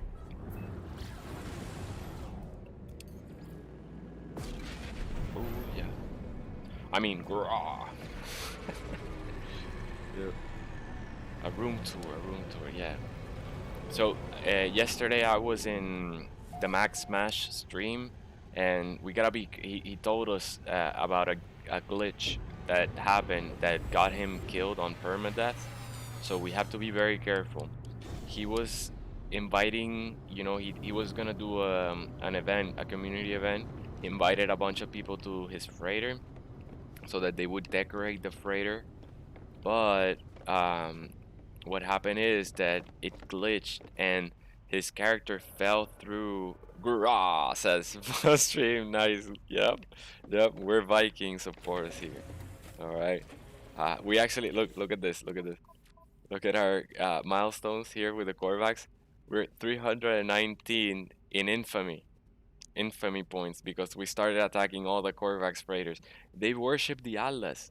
They're allies of the Atlas. They're actually spying on us. The Corvax, we just learned that recently in the mission, so I'm gonna tell you. This Corvax was isolated, quarantined away from the convergence, right? But the convergence said we're gonna analyze, watch, silent. They're gonna scan, but it's not scan him. It's scan me. They're gonna keeping tabs on me. I don't want the convergence spying on me through our scientists. Okay, you cannot hurry these things. He's still not ready for us, but our farmer should be. Okay. First time? What do you mean first time? Uh, I don't. But no, I was mentioning the. Oh, this is the new area here. So eventually I'll get the decals for the numbers, but these are storage containers, and this is storage container 1, 2, 3, then 4, and then 5, 6, and 7. We have 8 and 9 for the greenhouse. One is for the raw materials for the greenhouse, and the other one is for the cooked products that we'll do later. And then storage 0 is for base building components like the ferrites, and we keep him near our overseer's office here. I think I should move this to the scientist terminal. Makes more sense. But I don't trust that guy with anything. So we have a bunch of ferrites here. I learned also that our overseer will not take just any circuit board. We got this circuit board from an Nexus mission. He only wants the circuit board from the scientist. Alright, so really, really picky for our overseer. But yeah, eventually once we fill up the storage containers, I'll show you how I organize them. But basically I have the the yellow elements here, like, well, this I haven't like, filled it up, but let me see. Yeah, we'll have the yellow elements here, like chlorite lattice and superoxide crystals. Then the white ones here, and then here I don't know what we'll have, just random stuff. And then on this side we'll have elements. So one I had dedicated to metals, one to just biome specific elements and such, and then the other one for anything else that we need but elements. Blend says, oh wait, No Man's Sky says, I've lost 10 permanent saves to cases of floral disapiro. Oh man, I'm sorry, that's exactly what happened to him. Blend says, you have to purchase storage to increase the amount of slots you have outside the box. What? You have to purchase storage to increase. I thought upgrading it to S gives you those slots. The price is 180,000. Wait, are you able to upgrade your freighter is what you're saying? And that's the cost of of upgrading your freighter? Uh, because if it's a starship, it won't give you the slots. If it's a A class, the max slot is limited, but when you upgrade, your max slot is increased. But that doesn't mean you get free slots available. You'll still have to use storage augmentation units to expand it. Uh, Simon says, I find it puzzling that they didn't add a mission to the exocraft guy to build the Minotaur. Right? It's because the Minotaur got released on its own update way later. So probably they had already the exocraft missions guide design and all their missions like written. So when they threw the Minotaur, they just threw it as as an update. Uh no, the Starship. Okay. Oh wow, the price is wow, that's a lot of price. Yeah, that's weird. So I've seen that upgrading from A to S class takes 50,000 nanites. But that's a lot more than 50,000. Never trust freighters. Okay, okay. It's bound to happen in a freighter, the floor disappearing glitch, and it kills you. Okay, so if you're doing permadeath, try to avoid freighters because it'll only take one instance of that glitch to totally destroy your permadeath playthrough. So thank you for noting that because it looks like it's a very common issue. So when we do permadeath, I want to do permadeath just to go to the center of the universe and get that achievement, but not because I want to start bases and such. So we'll avoid the freighter altogether in that playthrough. All right. So let's see if our Nexus mission refreshed by now. It should have. It should have. I don't want to do the harvest the farmer and kind of leave it halfway done. I want to narrate. So if anyone is interested in that story, then they can just see the whole story from start to finish. Oh, that's not what we're looking for. But now we have to wait our scientists. So we're gonna just fool around and see what we find. We can also go upgrading our exocraft. We still have a lot of upgrades to buy for them. Uh, he says storage augmentation only opens slots you have inside the box. Oh, so you can use storage augmentation on your storage containers? Is that whoa? I didn't know that. Simon says, yeah, but they could have added to it. I see. I see. He's talking about the Minotaur missions. They could have added a mission. Uh, well, I think you also don't get to learn the Pilgrim, the motorcycle either, and that was available. So yeah, I know. Yeah, you're right. They should have added that. Some kind of mission, just missions to complete them all. Some of those missions are very short, like the fighter missions are very short. Nah, it reloaded again, but it gave us the same. Eliminate hazardous flora. All right, let's start doing the farmer missions. How did you expand the box on your exotic? Because my exotic only 18 plus 7 inside the box. Oh no. It's an S class, and you're trying to use storage augmentation, but it won't let you. Simon says, blend, hi bot. Yes, because you are limited to the max slot size for the class, the box, until you upgrade it to the new max slot size. Yeah, but if it's an exotic, it's always S class, isn't it? Exotics don't show up as B, A, or anything like that. They always are S. So we need to start hiring some fleet ships. Our fleet is kind of lonely right now. But man, yeah, that's odd. That's odd. Thought it's so confusing, and No Man's Sky has not released like an explanation to how um how it works. Even Gamepedia is outdated.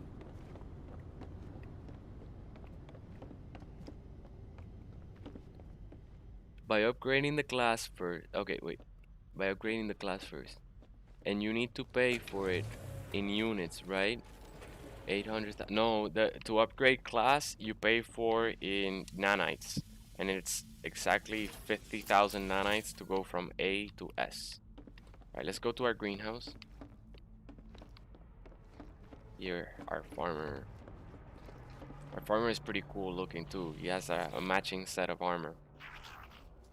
This is a home of glass and metal, traveler.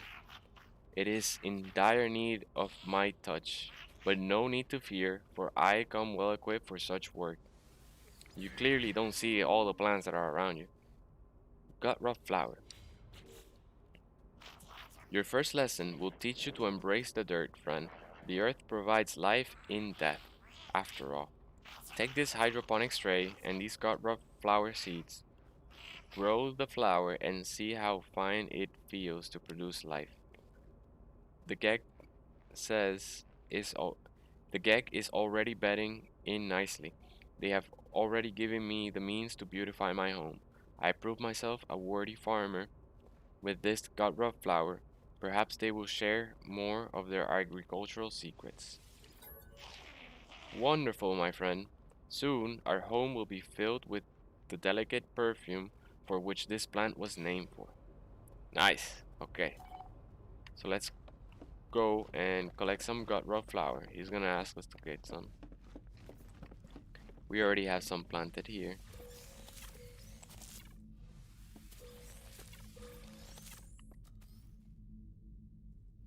Okay, I guess we gotta demolish one and then plant it again. Yay. And collect some phasium.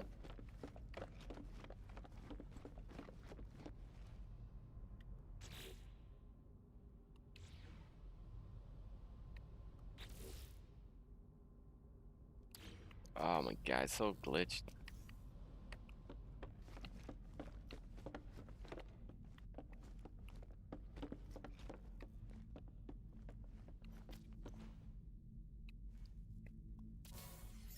There we go.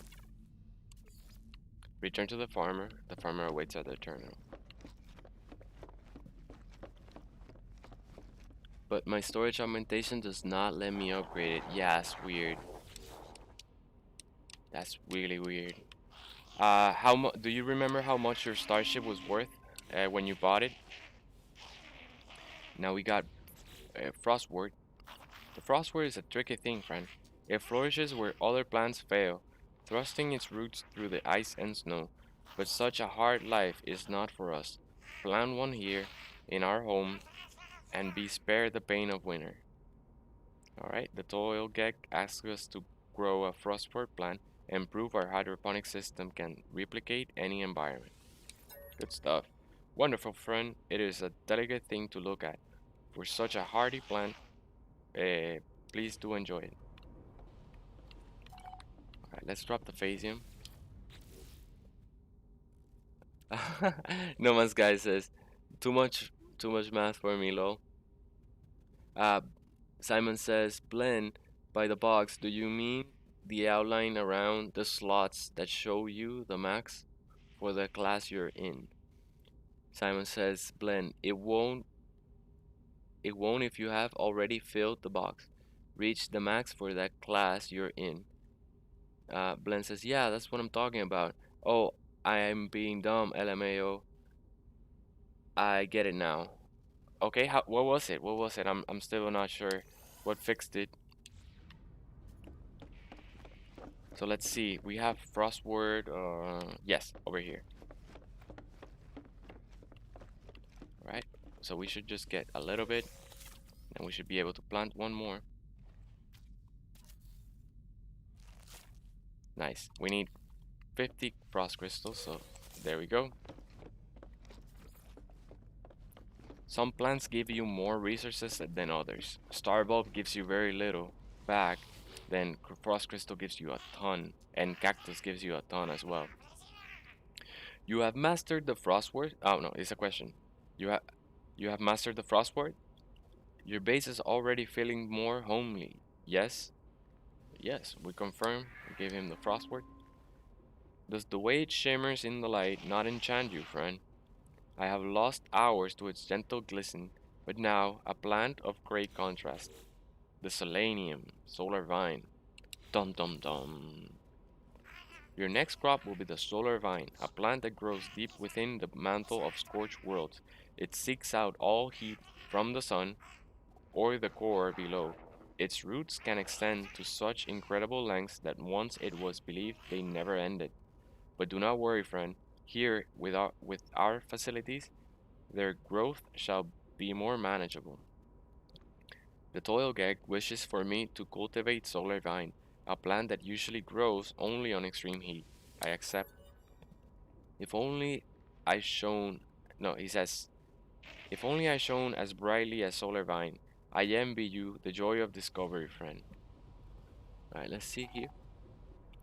Okay, Glenn says, thank you so much, man. You're a lifesaver. Yeah, man. Thanks, Simon. Glenn says, I was trying to max it before upgrading it. Uh, yes, yes. So Simon says, Glenn, you are too kind and always welcome. Thank you. Nice. Awesome. Thank you, Simon. Glenn says, had a huge brain just now. No Man's Guy says, I'ma end this whole freighter's career. Yeah, man. Don't fall through the floor, man. All right, dude. You see, this is the best community. Never had a bad experience here, man, at all. All right, all right. I don't want to jinx it. Knock on wood.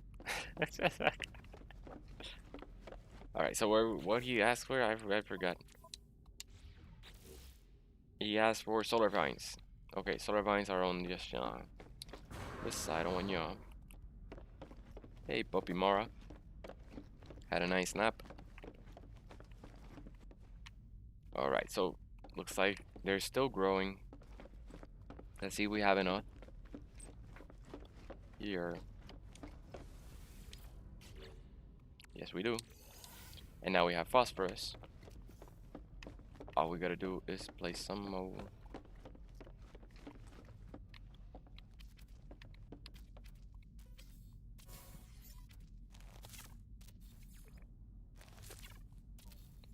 Let's keep 50 because I know he's gonna want 50 solar vine for himself.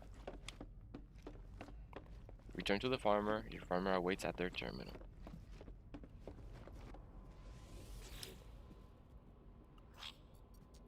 Uh, No Man's Guy says, I'm not falling through the floor. I'm taking their cargo. Ah, nice. Yeah, yeah, awesome. He has become a career space pirate like we did.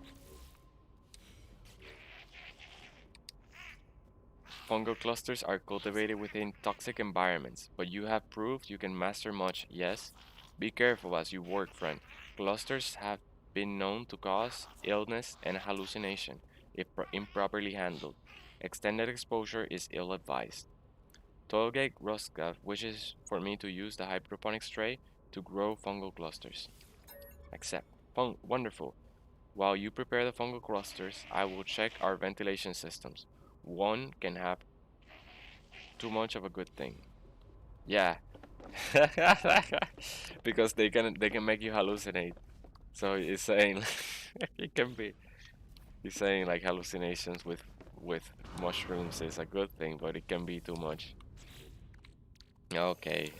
Our little mushroom eating gag.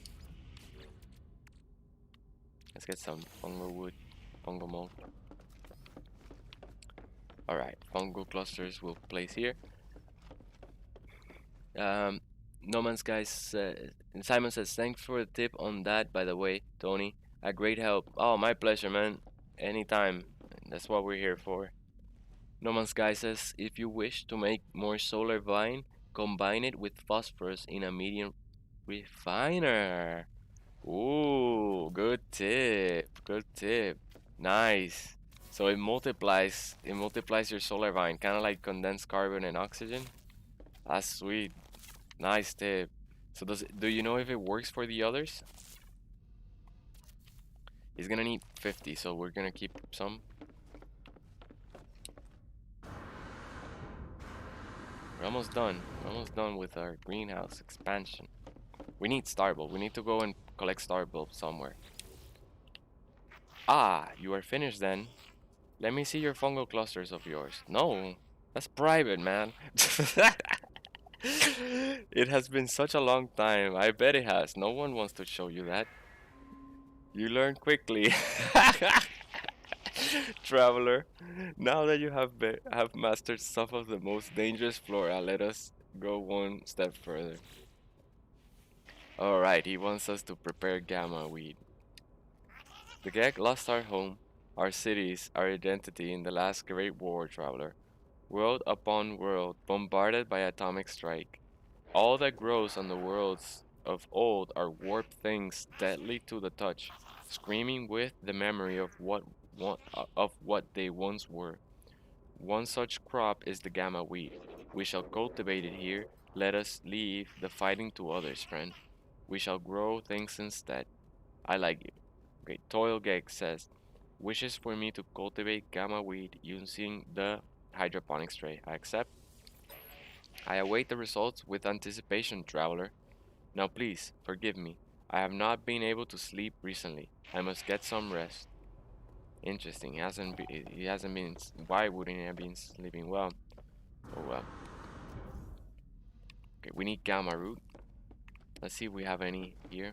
But what I was gonna say is that he just told us that every irradiated planet that we visit is pretty much a planet that was bombarded by nuclear bombs during the wars, during the first Spawn wars and I guess the Viking wars with the Sentinels. Nice, look at this. So if what we can do is we can take one out and then plant it again. We'll still need 50 more, so let's take this out. That should be okay with the farmer.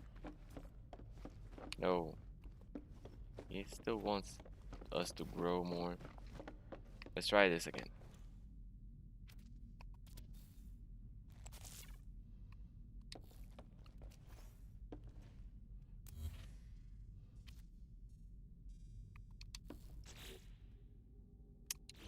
What's wrong? Okay, let's take two out. That way, once we plant one, we still have the 50. See if that works. Yo, what's wrong?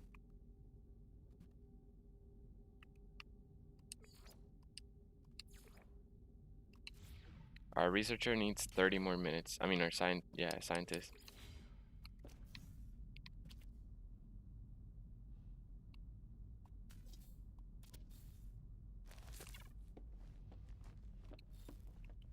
Man, this is weird.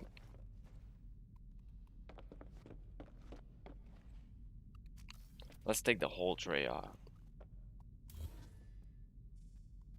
It worked for the other ones.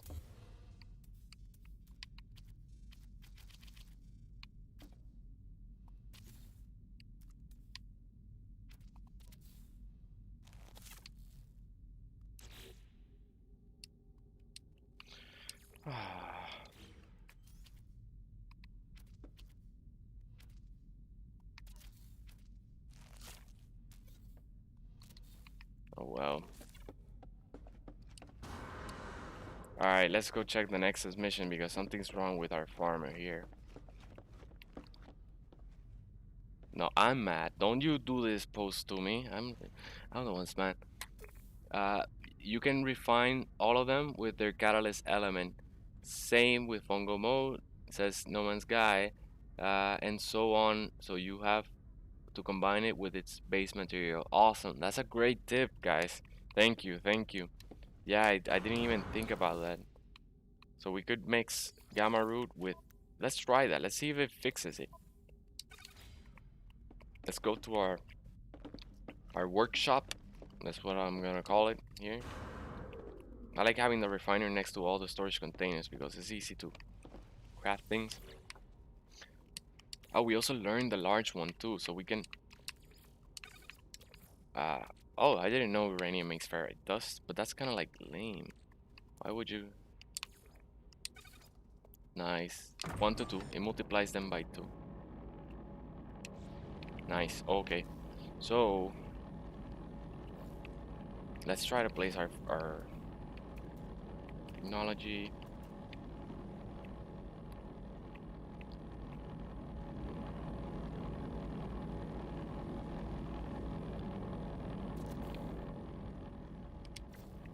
We can keep one. Okay, I don't want to lose all the uranium we have. That's good. Good stuff. Okay. Let's try this now. I'm gonna save.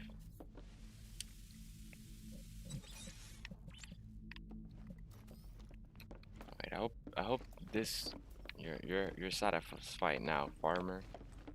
Why wouldn't you let us? Why wouldn't you let us?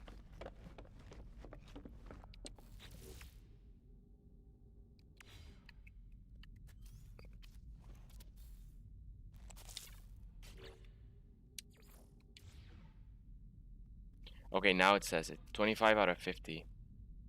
Let's try getting this one. 50 out of 50. Nice! It worked.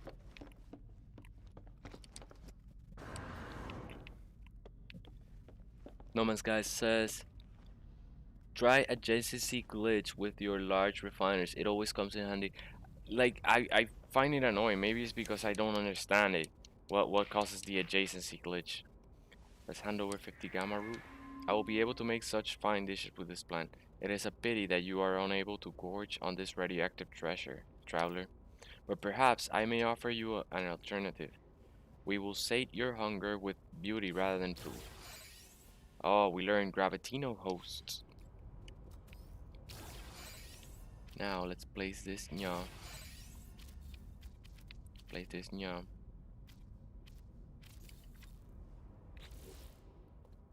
We shall cultivate a crop of Gravitino host. I will be happy to tell you the history of this flora, should you wish it. Yes, please. My stories and theories seem to bore other Gek friend. I suppose I am closest to the Korvax in my wish to study, but even then, those machines lack all sense of surprise, all passionate wonder. I must confess that I frequently feel lonely. I'm sorry, man. Tolget wishes for me to use hydroponic tray to grow Gravitino host. I accept.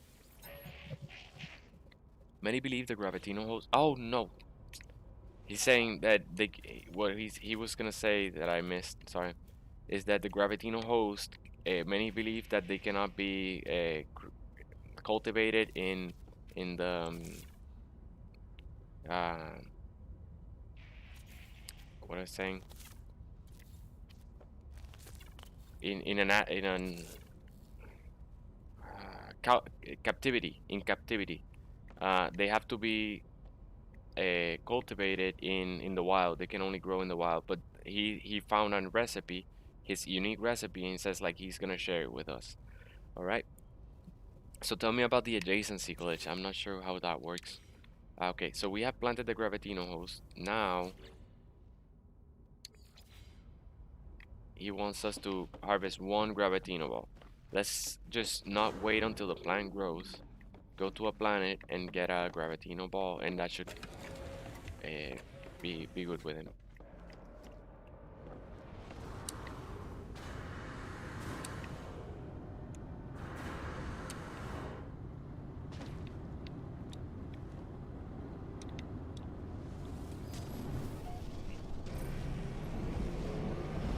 Right, right.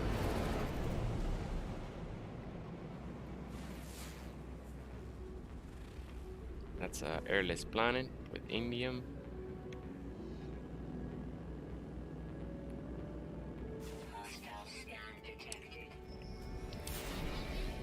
Planet of light, exotic biome.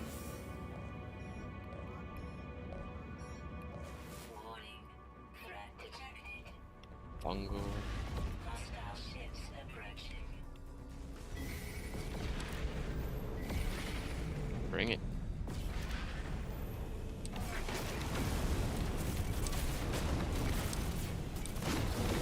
Nice starship. Cerulean Moon. This is mega exotic. Oh, I discovered this. We already went here. Alright, there's some more planets this way.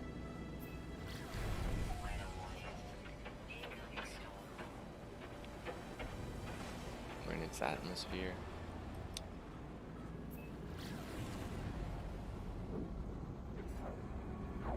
Let's cross the... Here we go. Let's check here.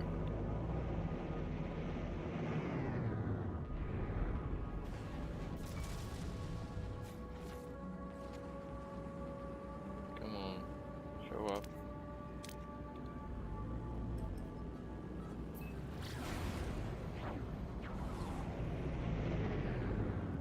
We're looking for a sentinel aggressive planet.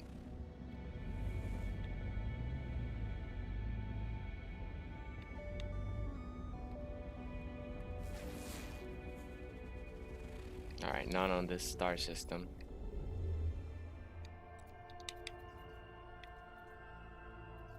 Go through a 3-star economy. Here we go.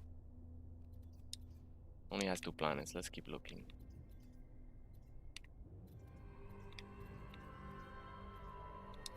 Nice. 5 planets. We're better odds of finding an extreme sentinel. Okay.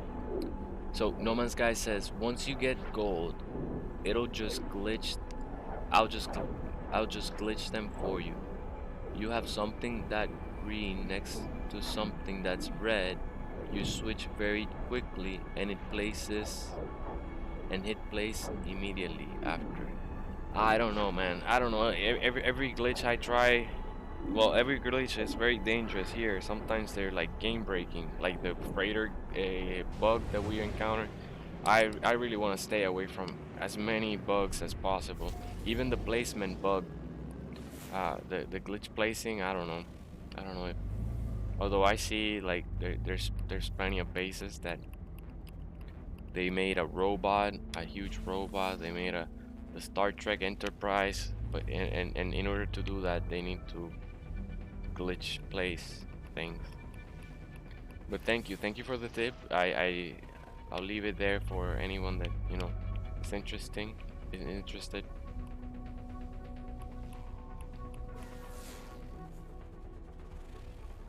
Ooh, interesting. Salvageable scrap and a freezing planet. It's inviting me to a game? No, because it'll kick me out. So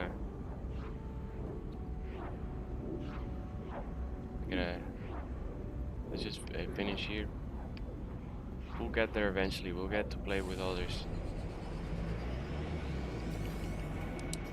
I want to check the sky. All right, blue skies. I like that. There's not gonna be any gravitino balls here. But I wanna see what kind of animals there are here.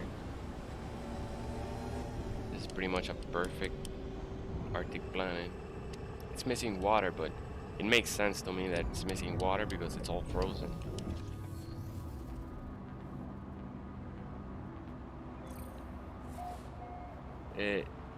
Simon says no, build glitching is a big stable in the base building community. Okay. No Man's Sky says, I invited you via the network menu. Nice. But you see, I don't have a network menu. Still. Yeah.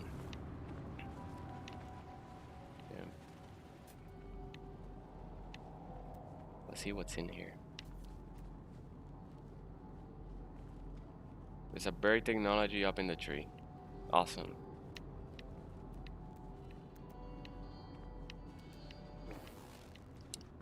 Let's check the weather. Occasional snowfall, so it has no storms. Rich flora, typical fauna, which is 2-star fauna.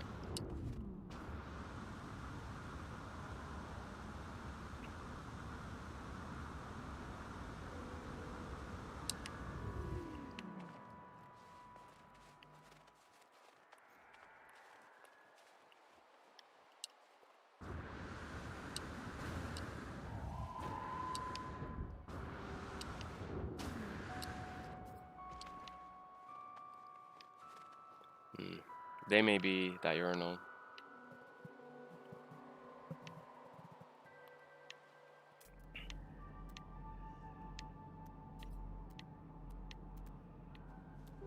Oh, here we are. Ah, nothing special. A wolf hunting deer.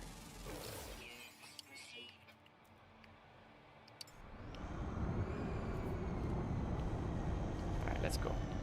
I was wondering if there would be like T-Rexes and Sauropods. That would be pretty cool here.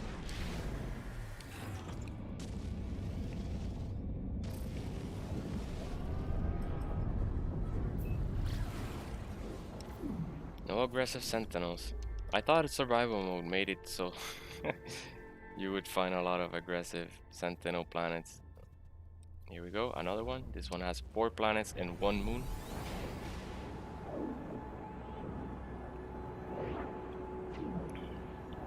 I am confusion. I am silliness. um, Okay, it says you can use the electricity cable to glitch build stuff as well. Oh yeah, interesting. Well, I'll tell you, like I just have bad experience. Like I tried the base extension glitch where you like start placing walls and it never worked. It didn't work on Xbox. And I said like, man, I don't want to mess up a base and then it's a whole like some people have not being able to load their load files. Oh, it has 2 moons. Their load file doesn't render. It crashes as they load in. So I don't know. I don't know. I just want to stay within the confines. We have already like all the elements. We don't have to. Nice, we found one. A tropical moon with aggressive sentinels. We're gonna collect star bulb and we're gonna collect gravitino bulbs. Okay. But yeah, like we have a freighter. We can buy all the resources. We have cadmium, emerald, indium. I've been labeling all the trade stations based on what they sell, so that I can come back and gather 4,000 of an element. And since this is survival, we can only hold 250 per element. So even if I start glitching things and creating a bunch of things, it'll fill up our inventories really fast, and we already have economy crash, so we don't need units. So it's to me it's a little bit more risk than reward. There's actually very little reward. The glitch placement is pretty interesting. I sometimes I want to place things in a manner and the game doesn't allow me. But it's still very rare that I have like never I've been like, oh wow, this is so lame. I cannot build what I want to do. Go there.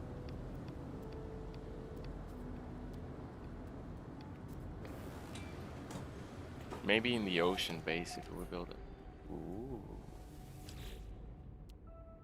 B.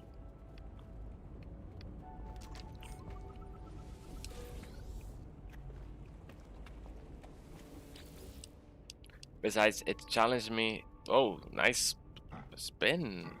You're a dancer. The warrior's nostrils flare as I approach. They inhale deeply, tasting the humid air that has followed me in to this once sterile facility. They bark out what could be a warning. I hurriedly mime that I am a peaceful and know little of their language. Pathetic interloper. Give something. They take a second to think, then grab my multi-tool while barking again into my visor, streaking it with saliva. They point at my mighty beam charge indicator and at my backpack. I do my best to keep calm. I give him carbon, which is used to recharge the mighty beam. The warrior grunts in satisfaction, impressed by both my gift and my understanding. They teach me several new words of their language.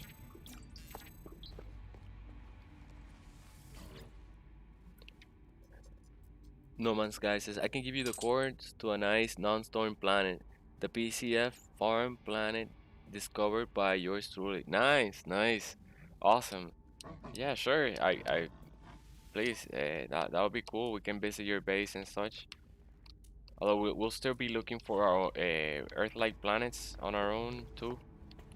And also like perfect fungal, perfect Arctic, perfect scorch, perfect radioactive. Like we'll have the whole set, and but we still don't have all the glyphs. All right, we're trying. We're getting every time we find an alien, we make sure to go for that glyph. All right, so here, what I want to do is grab Gravitino balls and star bulb. So let's look for the star bulb because I'm sure there's gonna be Gravitino balls right next to it.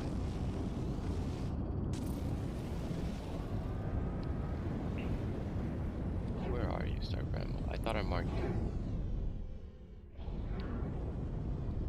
Ah, this is a really small vein.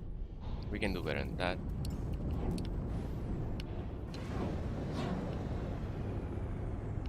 Here we go. This is a nice moon. Even though it has yellow sky, which I dread, and it has storms. Oh, come on, land. But nice, nice. Yeah, invite us to your base, you know, like that's pretty cool. We're gonna visit and show it off on stream and everything.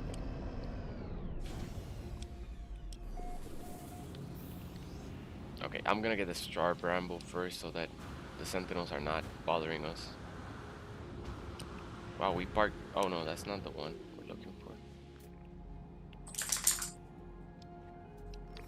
Impulse beam. Lobby roots. Where is it?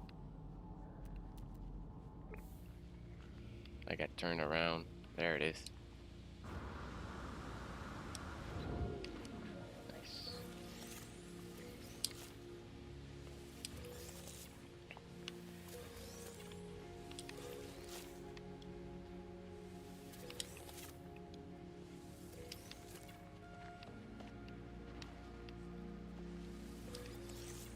Before the crossplay update, we didn't need Xbox Gold. Oh, look at these animals.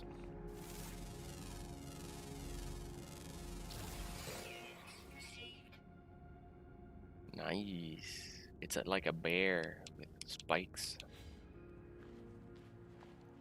Still, they're pretty friendly.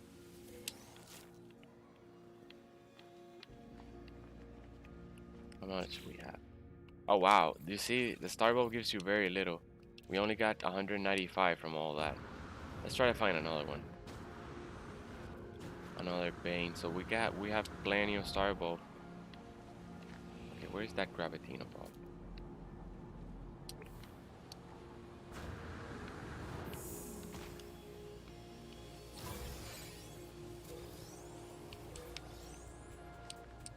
Let's see if there's more. That way we can keep some in our inventory for in case we need them later. We don't have to come back and look for a extreme planet anymore. Yep.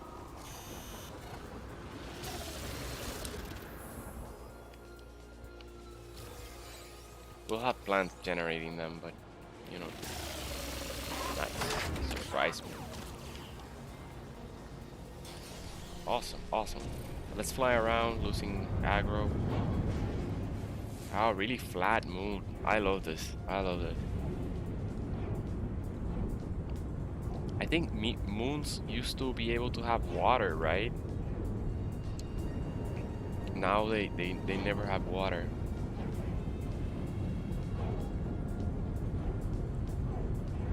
What's a PCF? You mentioned a PCF farm.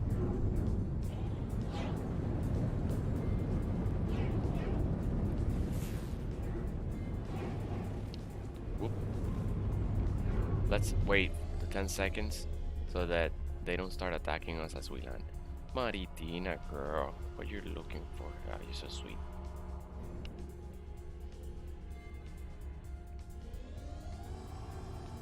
Wait for it.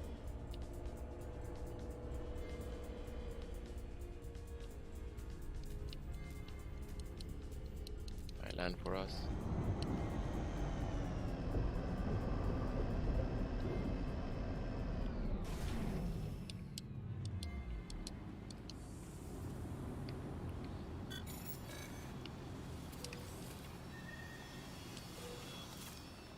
Nice, nice. We'll have plenty of star bramble to start the first row of our farm.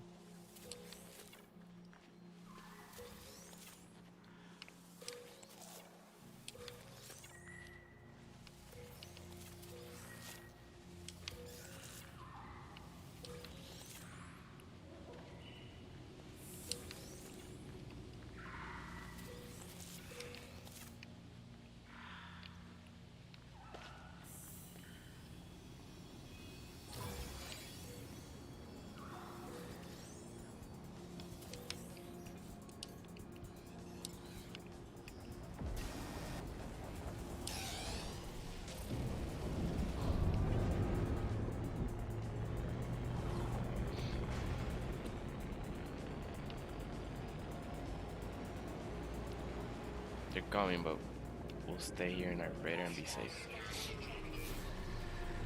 Nice. Testing, testing. Okay.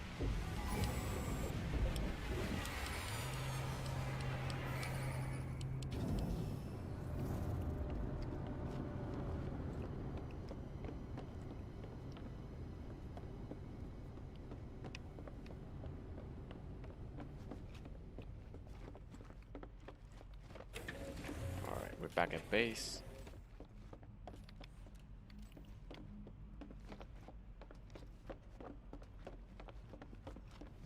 Let's give him the Gravitino ball. I know that sound anywhere. You carry Gravitino balls, do you not? I hand over one. Ah, it's like greeting an old friend. Let me see them. Truly wondrous work, traveler. Alright, he now teaches us the cactus. We have seen so much life in frost and heat, nuclear winter and toxic wastelands. So you should now know by now that no world is truly barren, friend, even if there seem to be few signs of life. Take the echinocactus, for example. They are found on otherwise barren worlds, waiting for their moment to thrive. Just think of what they will become in this superior environment. The toil gag wishes for me to cultivate echinocactus, a plant that usually grows on barren worlds. I accept. I look forward to the results, friend. Awesome, awesome. Let's drop our Gravitino ball.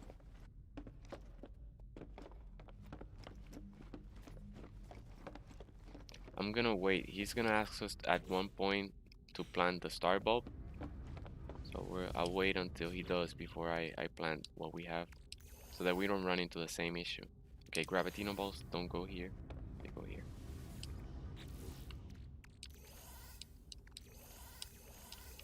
Some crystal too.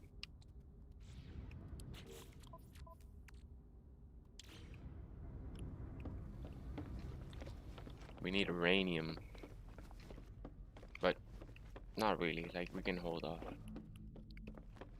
once we find it, I mean. Alright, let's get the cactus then.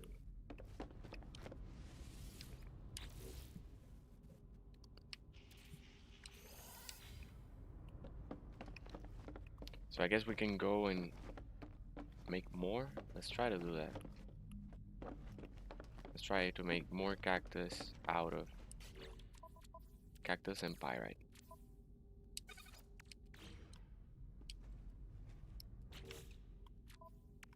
My headset's hurting.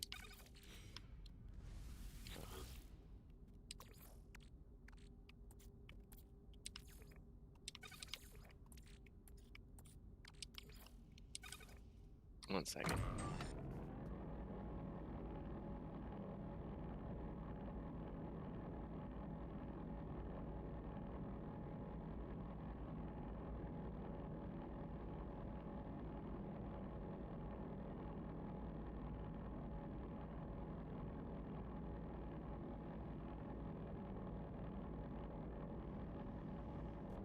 The only reason I wear a hat is because it helps relieve the pressure.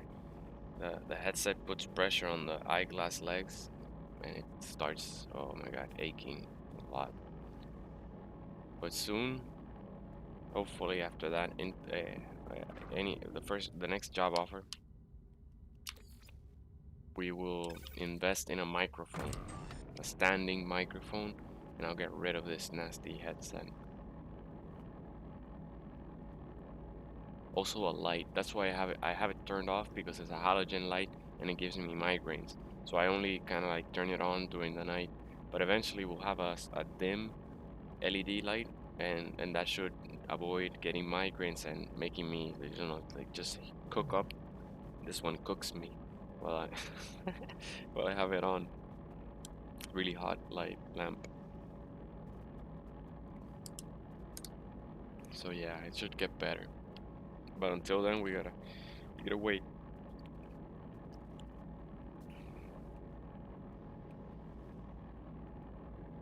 Alright, that's enough.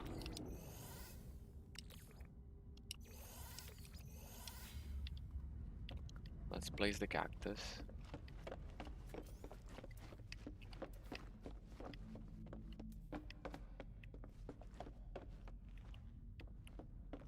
Blue wing.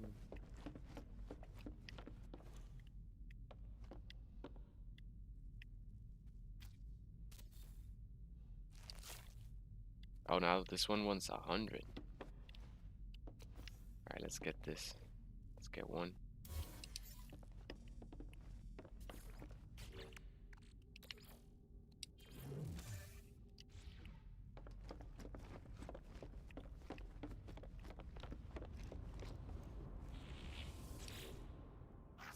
The echinocactus must have bloomed by now. Is it ready, friend? Can I see it? We turn in 100. I only have 2 plants left to show you. Your training is almost complete, friend. I am so proud. Star Bramble. I want to share something with you, something beautiful beyond compare. Star bulbs are grown from the rarest star brambles, found on lush worlds unspoiled by war or death. This is why I wanted to become a farmer, to tend to such sublimity. The toil gig wishes for me to use the hydroponic tray to grow star brambles. I accept. Excellent. I must go and speak to the overseer. Apparently, they are unhappy with my performance. Perhaps this crop will change their mind. Interesting. Dude, our farmer has been doing great. Why would the overseer be, upset? Overseer sometimes acts strange.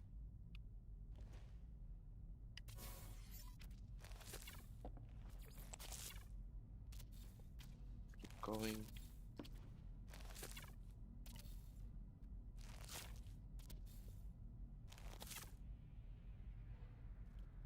Alright. Nice, nice, nice. Our bramble here.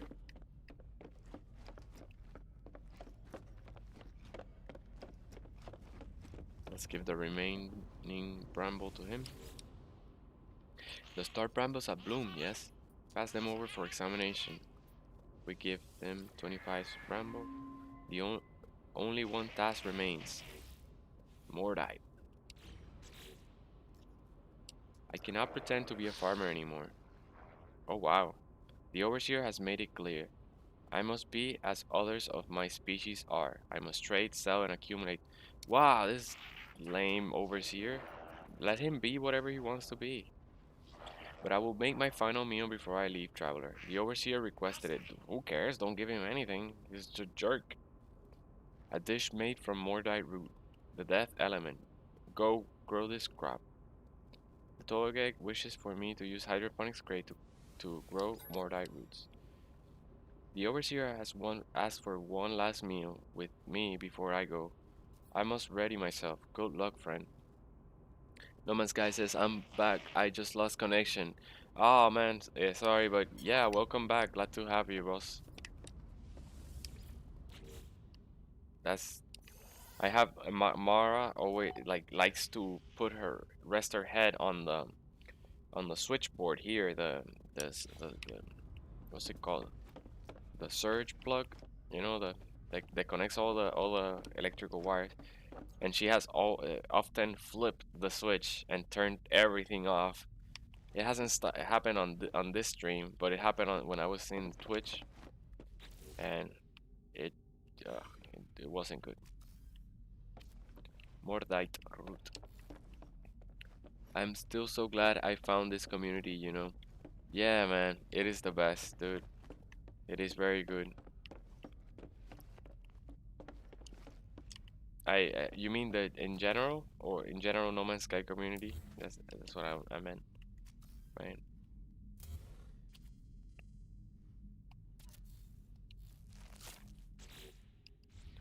Let's see, we got the mission. Do you know how to multiply the Mordite root?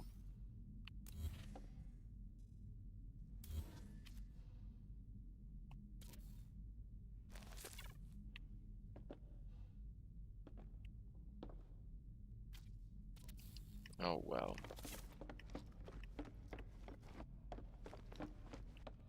We can check. We can check No Man's Guide here. The assistant.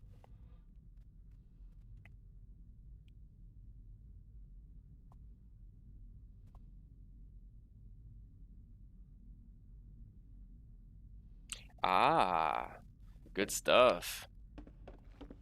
We can use Facium.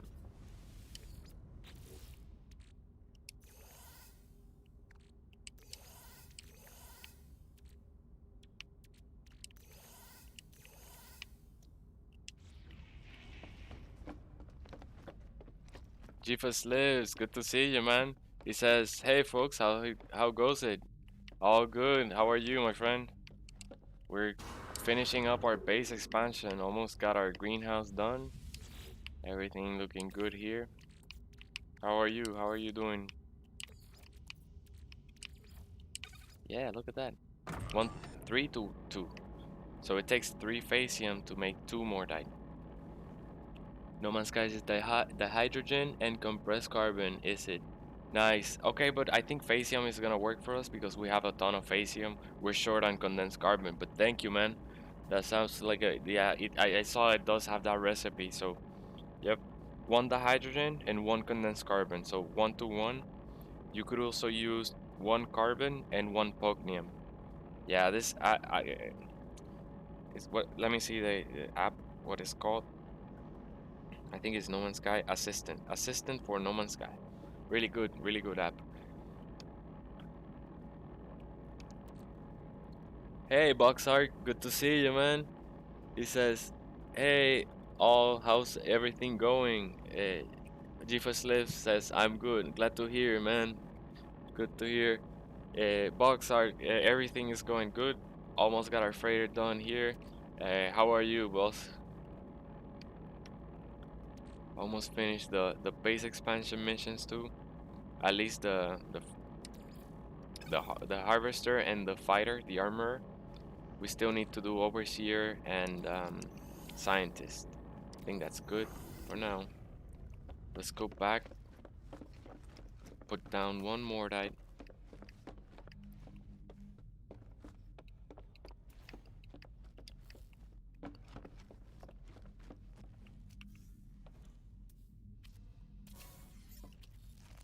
All right. I want to recolor this area here.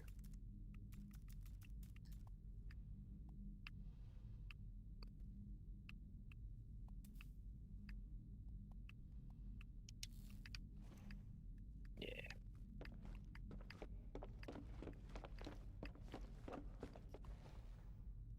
No Man's Sky said, "Yep, it is the best NMS app out there. They love your experience in their team. I'm telling you, man." Okay, yeah, appreciate it, appreciate it. I'll let them know. I'll reach out to them. Sounds good. Yeah, especially if an open source community, they'll definitely like welcome all community developers. But I haven't seen anything like it works just awesome. It works just awesome. It has a lot of features, so I haven't found any bugs or anything missing.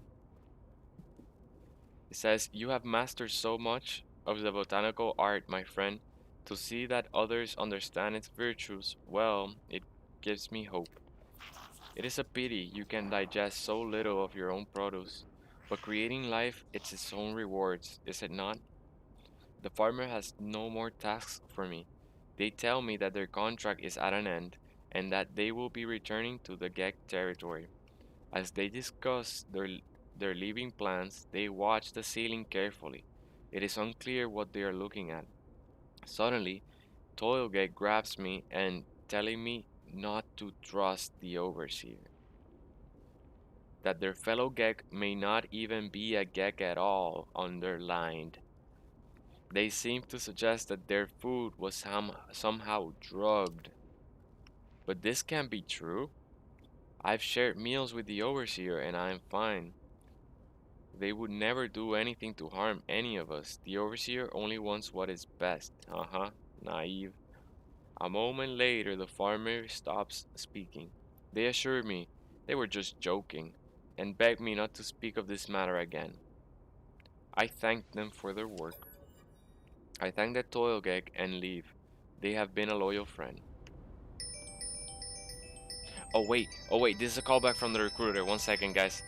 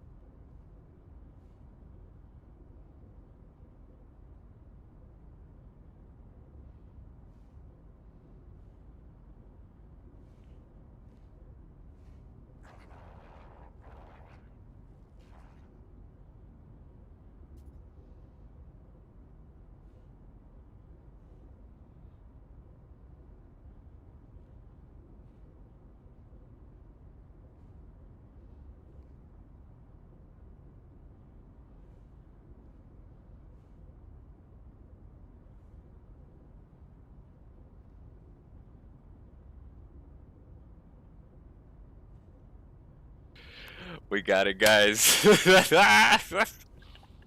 We got the job. We got the job. I start on Monday. Oh man, this is amazing. Oh man. Well, was that happy dance? Tony is getting his recruiter face on. Nice. Hey, we got the dog in focus. Good, I love the dog, man. Yes, Mara. Yes, Mara got excited too. She's like, "What's going on?" Nice. Oh my God. Says Glenn says, "Grats, man. Thank you. This is amazing, man. Now we can invest in all the good stuff. You know, it's no longer a stressful time. Uh, it's gonna be a remote opportunity. I'm gonna be working from home here, 9 to 5. So that now I can set the schedule, official schedule for the stream and everything. It's all stability now. Now we're gonna be stable. It's amazing. It's amazing. Simon says, "Awesome. Many congrats, Tony. Much deserved. Thank you, man. Thank you. I'm confident. They're looking someone like for the skills that I have worked on since I graduated. So I'm confident that they're gonna be happy for what I can give them, the the work that I'm gonna do." Yeah, No Man's Sky says we got the job. Celebration time. Indeed, it is. It is celebration time. I'm gonna be. I already told my friends that this was more likely happening, so I'm going to call them as well. Call my family and everything, and we're planning. We're planning a celebration as well here over here. They're gonna come over and we're gonna celebrate at my apartment for this because it's amazing. It's been a long. It's been since March. Very difficult times, but we're there. We're there. We're one of the positive statistics now. The among the employed and not the unemployed. So it's amazing. Simon says, "Boxar, I'm good. Thanks, bud. How are you?" Nice. Yes, we got it, man. We got it. You said it, Glenn. Awesome. Let's finish the gag. Let's finish the gag mission here. He says, "I'm not feeling like myself, traveler. I do not think I should go. Not just yet. Yes, that's right. I will stay." The farmer appears to be refusing to leave, despite a lack of continued payment or directives from the overseer. They spend their days tending my crops, no longer proposing any tasks. They claim they have nowhere else to go. I smile at them. "You can stay here as long as you want." Toygat says, smiles back, happy to be here amongst their plans. So the Gek will give you a daily mission. Every day you can ask him. He says, "Friend, I am pursuing new hybrid plants. It is such fun. Will you help me birth new life? I require considerable plant samples to graft and to splice, more than I can grow myself. Accept." So he'll ask you, well, wonderful travel friend. Oh, the new plants we'll discover. I can already see them in my mind. He'll ask you for just one type of plant and very few of it. So in this one, he says, which one do you want? He wants selenium, 50 selenium. We don't have 50 selenium. I'm just gonna get it just to demonstrate. I don't mind losing some selenium. No, selenium is on the other side. Wow. The new fine heart, welcome, man. He says, "Well done, man. Help! I had my fingers crossed for you. Thank you, man. Definitely helped. All the support and encouragement. Thank you so much, everyone." Uh, No Man's Guy says, "If I only still had money in my pocket, I donate to you, man." You don't have to. You don't have to. This is what we're here for the community and to just be enjoy time. You see, we are employed and it's gonna be great stuff now. So you can give him just 50 each day of one random that he'll ask, one random plant, and he'll give you rare items. You can get very valuable. This one is common, but it's already 200,000 units, and you can get one for million. So for imagine 50 selenium, you can turn into a million units potentially. So every day it's very easy, especially if you have all the plants accessible next to you. Boxer says, "I'm good, Simon. Thanks, man." Time to combine it with phosphorus. It is, yeah, but I didn't want to go through the time. I just wanted to explain it, so I just went and did that. Ah, man, I gotta call my family now. Man, this is amazing, amazing, amazing. Ah, dude. I start on Monday. I start on Monday, man. This is amazing. I can wait. I can wait. It's gonna be awesome. Gonna be awesome. Let's just drop some here. I have dedicated this one for like biome specific and random elements. Um, we can have this one is for metals. I'll have another one for oxygen, carbon, and some things like that. Let's see, let's see. Let's sell that. We cannot sell it yet. I'm gonna save. Call the man. We're here. Call the man. We're here. Nice. Time to combine it. Yes, yes. I will. I will. But they're gonna want to talk for a long bit, so I don't want to leave you guys hanging. I'll just do that, and I'll eventually call my best friend too, my brother, and then call another, like pretty much tell everyone I'm back. I'm back. I can leave the apartment. I can leave the cave. I can go and visit you and spend some money. Having going out to dinner and going out to the beach and because right now I haven't even been spending on gasoline. I've been trying to save everything that I could, so that changes everything. Let's see if the scientist is ready. Yes, our scientist is ready for us. Let's see what he says. I do not think my child experiment is working. They have not assuaged. What does that mean? Assuaged my loneliness. I guess like soothe is a synonym for soothe. My loneliness. And now I have two consciousness to fear for. I am losing myself, traveler. Take my note to a monolith. Let them interface before the Atlas. I must speak to eternity. The Corvax has no memory of my last journey with their core. Then I tried to reconnect them with the then I tried to reconnect them with the convergence. This time they seek the Atlas. I do not know if the monolith grants such an interface, or if anything does. I accept. The core has been removed.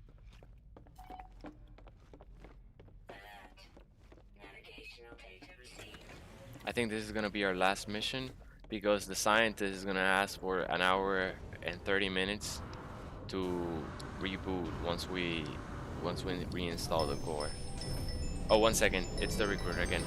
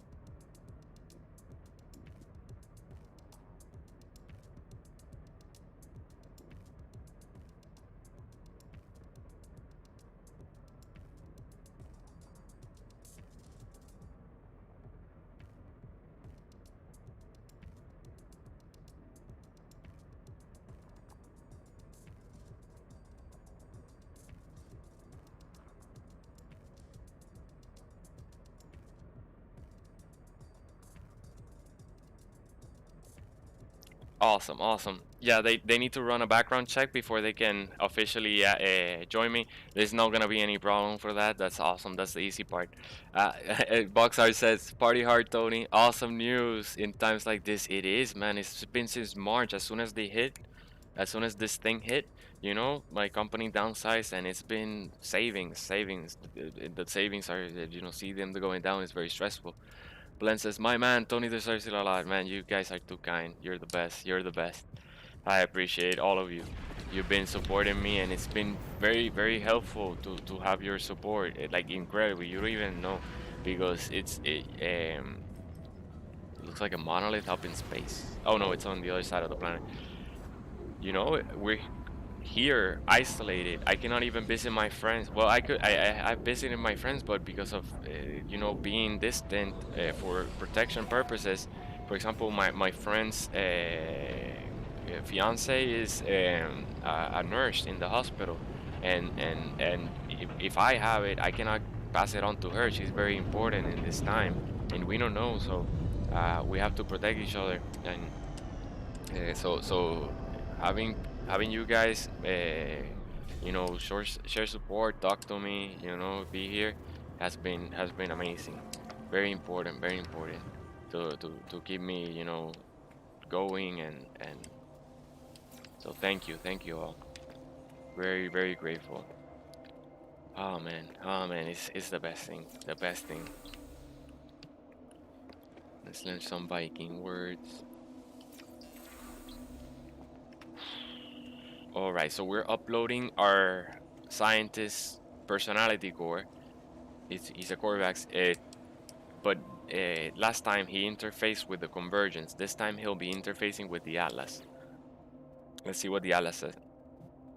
Yeah, a string of binary text. We don't know what it means. Probably someone can find a meaning to this, because there is I see there is one word here. There's another one, and there's another one. It's the same word. No, it's not. It's different.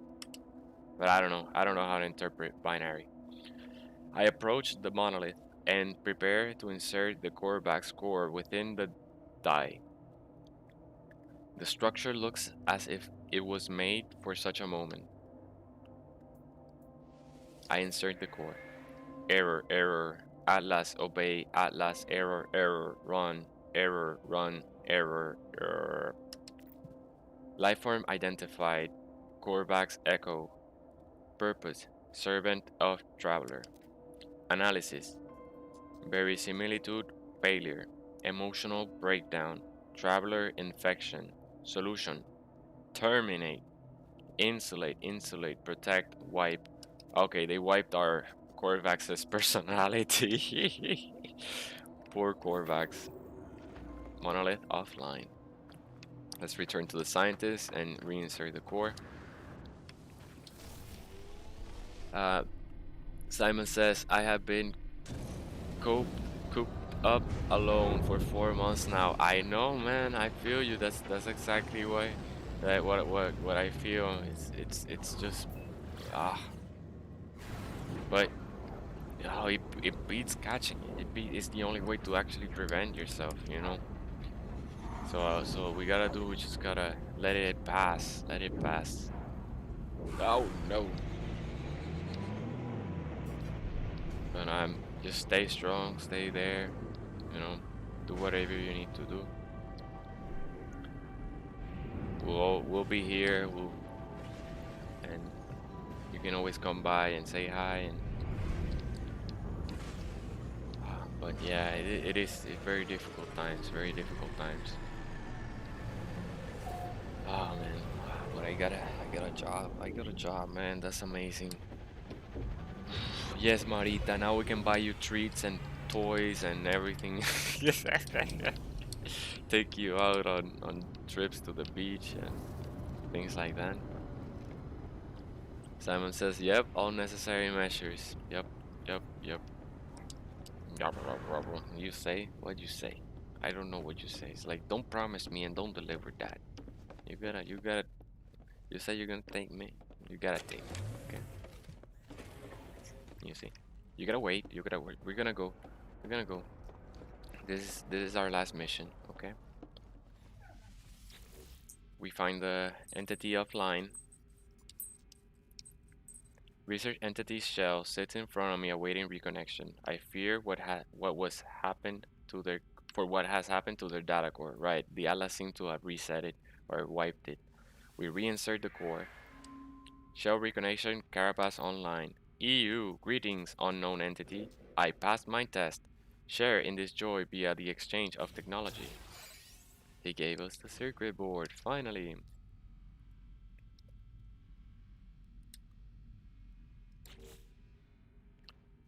How do you feel about structural analysis, stranger? The scientist has once again been reset, but without a connection to the convergence, I fear they are doomed to repeat this cycle forever, from the moment they met me in space until they collapse into loneliness. Perhaps if I can find them a convergence cube, they might be unified with the rest of the Korbaks and escape. Awesome. The scientist deserves his chance at reconnection. They have helped me greatly, and they have taken good care of their beacon. We already have the convergence cube, so let's go and get that. Now we can also return to our overseer and give him the secret board we already have crafted. Hopefully it'll accept it now.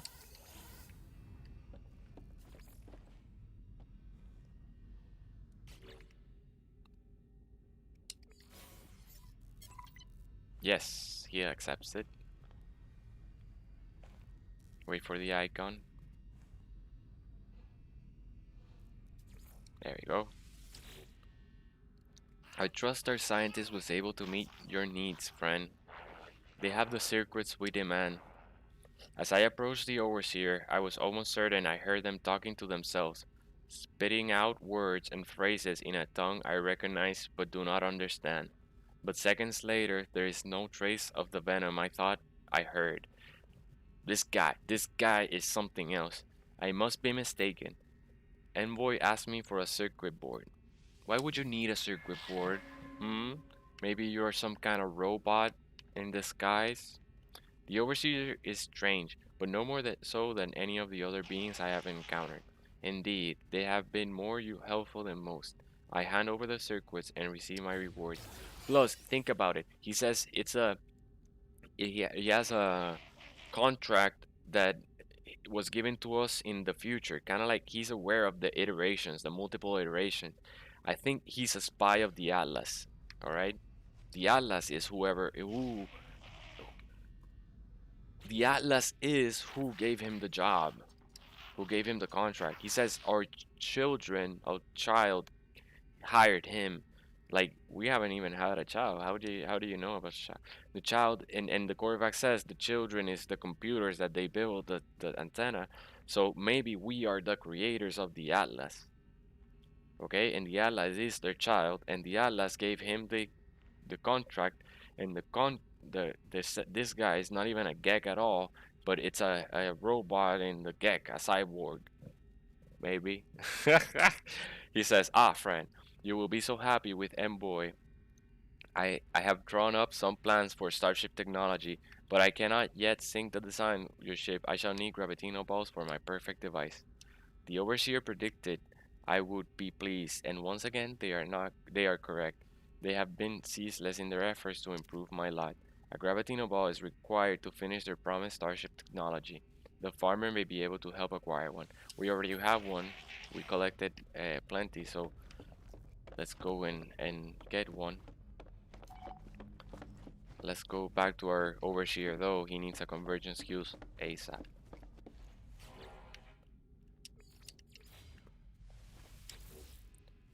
Stranger, I fear something unusual is occurring. Is this facility shielded in some way so that signals are unable to escape? Research entity is once again becoming aware of their isolation. The convergence cube may be their only hope. I connect the convergence cube. I insert the cube. The Korvax is temporarily startled, but soon their lights begin to flash in a familiar pattern. I cannot be sure, but the plans appear to have worked. Forgive me for asking, entity, but did I know you once? You seem familiar. These terminals, they are of my own design. One machine even called me its parent, attempted to convince me of its love. EU. I deleted the bug, of course. I run a proper code base. I did harvest some useful blueprints from its store. However, would you care for them? Yes, please. Whatever relationship we had developed has gone, replaced only by its cloud of unknowing. Perhaps it was an error. Perhaps this being was the true self of the quarterbacks all along, and the one I knew was just a sickness, a distortion. I cannot know. Wow. Take care for when constructing those objects, traveler. The plans were created by an error after all. We learned the heat capacitor. That's funny. So our the Korvax created the antenna or and also some other technologies, and he called them their children, and that he would start his own little convergence there. But now, after he reinserted the core and we restored him, he says like he doesn't support that, like he doesn't have any space for love, like that's just an error, a glitch in the machine, and he just wiped wiped their memory. Nice. But no, that's not an error. That's actually a miracle. Envoy says, "Did you enjoy your adventure, friend? Your expedition to find our orb. I have waited for you faithfully. There is something about the envoy. There is something about the way the envoy speaks that, for all their kind words, suggests resentment, saved only for the deepest of enemies. But they would not have come to work here if we were enemies. Of course not. We are friends. The overseer asked for gravitino balls so that they can finish the starship technology design. Look, we're surrounded by spies, Atlas spies. As ever, I am so grateful for your assistance, friend. Did you enjoy your adventure, friend? Your expedition to find our orb? I have waited for you faithfully. There's something up. Oh, it's repeating again. I gave him the gravitino ball. There you go. He gave us Starship Shield module. Uh, Blend says, what if he created the Atlas? The Overseer? I doubt it. I doubt it, but I think maybe one of the anomalies did. Have you ever wondered what happens after death, between exploration and rebirth? Meditate upon annihilation. Harvest Mordite from the dead. It is the only way to escape. Escape what? Since the Overseer arrived, I've had a recurring dream, a nightmare that feels like a memory. Flesh merged with metal, a world of glass that blinks. The first thing he gives us is glass, and he says to bring light into your base. But flesh merged with metal, cyborg, cyborg. And the farmer told us that he doesn't think he's a Gek at all. A planet with green skies and an obsidian moon. A dream where I see my grave. As I snap back to reality, there is a moment before I can shake the image. That wound on the world lingering before my eyes. The Overseer asks me to harvest Mordite, a material found in bodies of slain creatures. The Overseer has served me well. Perhaps their task will free my mind from these lingering nightmares. Alright, let's get some Mordite. Blend says, hey Tony, how can I tell if my exotic is rare or not? The easy way for me to tell is their price. So, exotic you could find for 5 million units all the way up to 10 million units. So if you find one with 10 million, it's probably the stats that are really high. But you can look, that's why I kind of kept a bunch of exotics in the starship so that I could compare their stats. But there is no easy way other than that. Just buy exotic and then compare their stats. But by the time you find a second one, you've upgraded one. This one is our highest stat one. So it has just I would just write them down and know they range, they vary. But compared to this one, the white and gold one is not as strong at all. So 277 damage. This one has 190, right? So just compare them. And I remember this one was 5 million units, but usually you'll find them at 7.5 million, 8 million, something like that. It can be also their inventory sizes. Sometimes they'll vary, and their inventory sizes will change their price. But if you find one at 10 million units, that's a rare one, all right? Ah, wow, we need 100 Mordite. All right, so I think what we're gonna do is wait for our Mordite to grow. Let's see if it has, though. I doubt it, but yeah. Oh, no, we don't have to. We don't have to wait.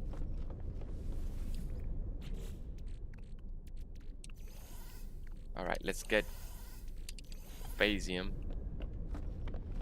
Yeah, I think we're almost done with the overseer as well, so let's go ahead and finish his missions. We finished the scientist. Yes, we did. And now all we have to do is our like he's gonna probably the exocraft. Next is gonna be the exocraft guy. So we'll do that in the next stream. It's not gonna be tonight because I'm going to be in that seminar, but tomorrow morning I'll go ahead and do that. In order to make it faster, I'm gonna craft here and also have here. That way we can produce it twice as fast. But yeah, let me see here. Blend says, and also I've started getting your live notifications again. Awesome. Blend says mine is 8.7. Nice, nice, very nice. That's very, very good. I haven't seen I don't remember when I saw a 10, but it can get really, really expensive. But dude, you're close. You're close. It's very good. That's a 9. Excuse me. I think we're good. Let's get 50. We'll leave that going. I can't wait until I call my parents. I'm sorry. You can probably see my anxiety going crazy. I gotta tell them. They've been stressful. They're stressed too. You know, it's been very, very difficult to see them, to see me struggling like this. And they're struggling themselves because their businesses have been impacted and everything. So it's a very difficult time. I want to tell them ASAP. The overseer, I can see the change in you, friend. You have completed your task, and I have seen the world as you see it. I do not entirely understand what I have done for the overseer, but they seem once again ready to reward me for my actions. I give them the Mordite. Here, take these schematics. May the things you build always remind you of those you killed to construct them. Ugh, nasty, that's bad. Alright, he gave us the exocraft terminal. Now we have finished the overseer missions. We have to go build one. We'll do that tomorrow. We'll build one exocraft technician terminal, and then we're gonna go and hire it. Let's try to finish this weapon. We already finished the weapons terminal, but this guy has not let us complete it. He always tells us the same thing. Let's just skip through it because I think it's glitched. Bow and leave. You see, it stays there. Alright, what I'm going to do, I'm going to go to a planet. I'm gonna put a weapons terminal and then try to talk to him again. Anywhere. Oh, we can teleport. That way we don't have to build just any random base.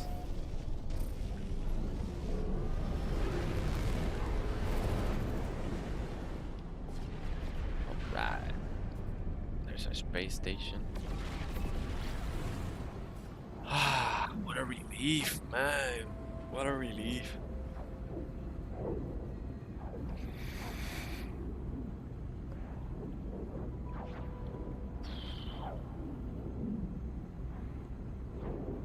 What a relief.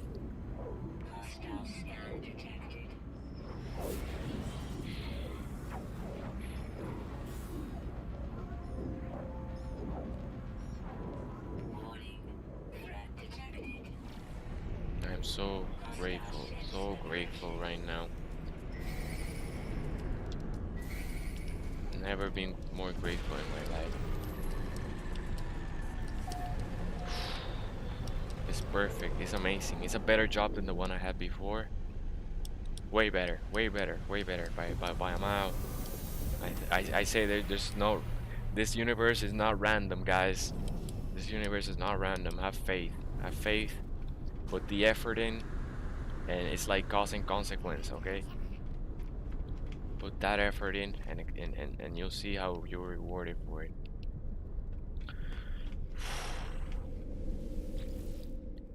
Blen says, Simon, do you play on PC? Simon says, I still think that a max-size ship exotic can have that can spawn 20 and 6, although they can now be a minute 48, 21. Yes, they do spawn at small inventory, but that's good because you can buy them cheap. Simon says, Blend, no mate, Xbox One. Nice, nice. Right, right.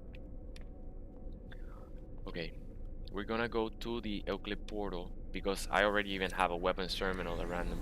So building in your freighter causes a few issues with the missions.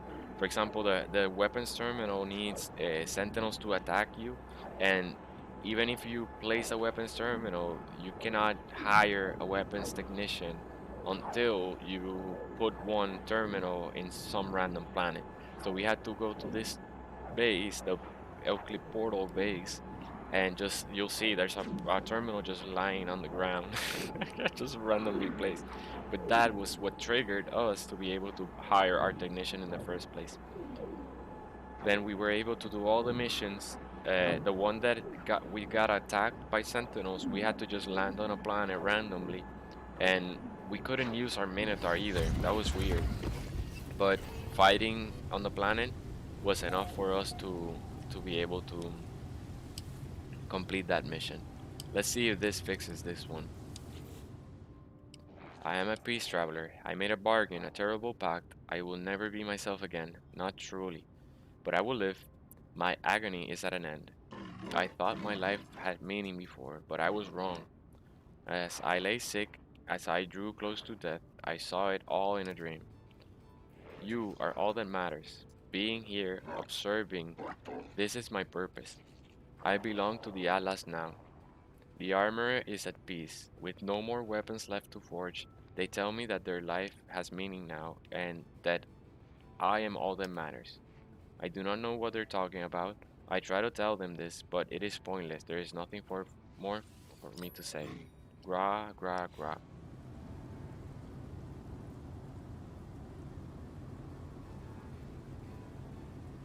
Oh man, it's glitched. Well, let's extract the archives. This is the last archive extraction. Automatic archive recovery progress in progress. Archive for user iteration lost. Unavailable. Possible remote terminus backup available. Download coordinates. Okay, no. Then we have already extracted all the archives. This is just an optional mission, kind of like a daily quest. So we're left only to build an exocraft terminal. Awesome, awesome. I'm going to go up to a space station and save there, and we'll call it a day. It's about to be 4 p.m. I want to talk to my parents and get ready for that seminar, which is gonna be very shortly in a few hours. So, and I want to eat because otherwise I'm gonna be starving. I haven't had lunch there. I appreciate all you guys coming by and your support. Please don't forget to like, subscribe, hit the notification bell. I know you guys have already done so, so I appreciate. It's just for the recording, you know, to just anyone watching the stream later, you know, remind them. Um, Blend says, "What's your tag?" It says, and Simon posts his tag there on the chat.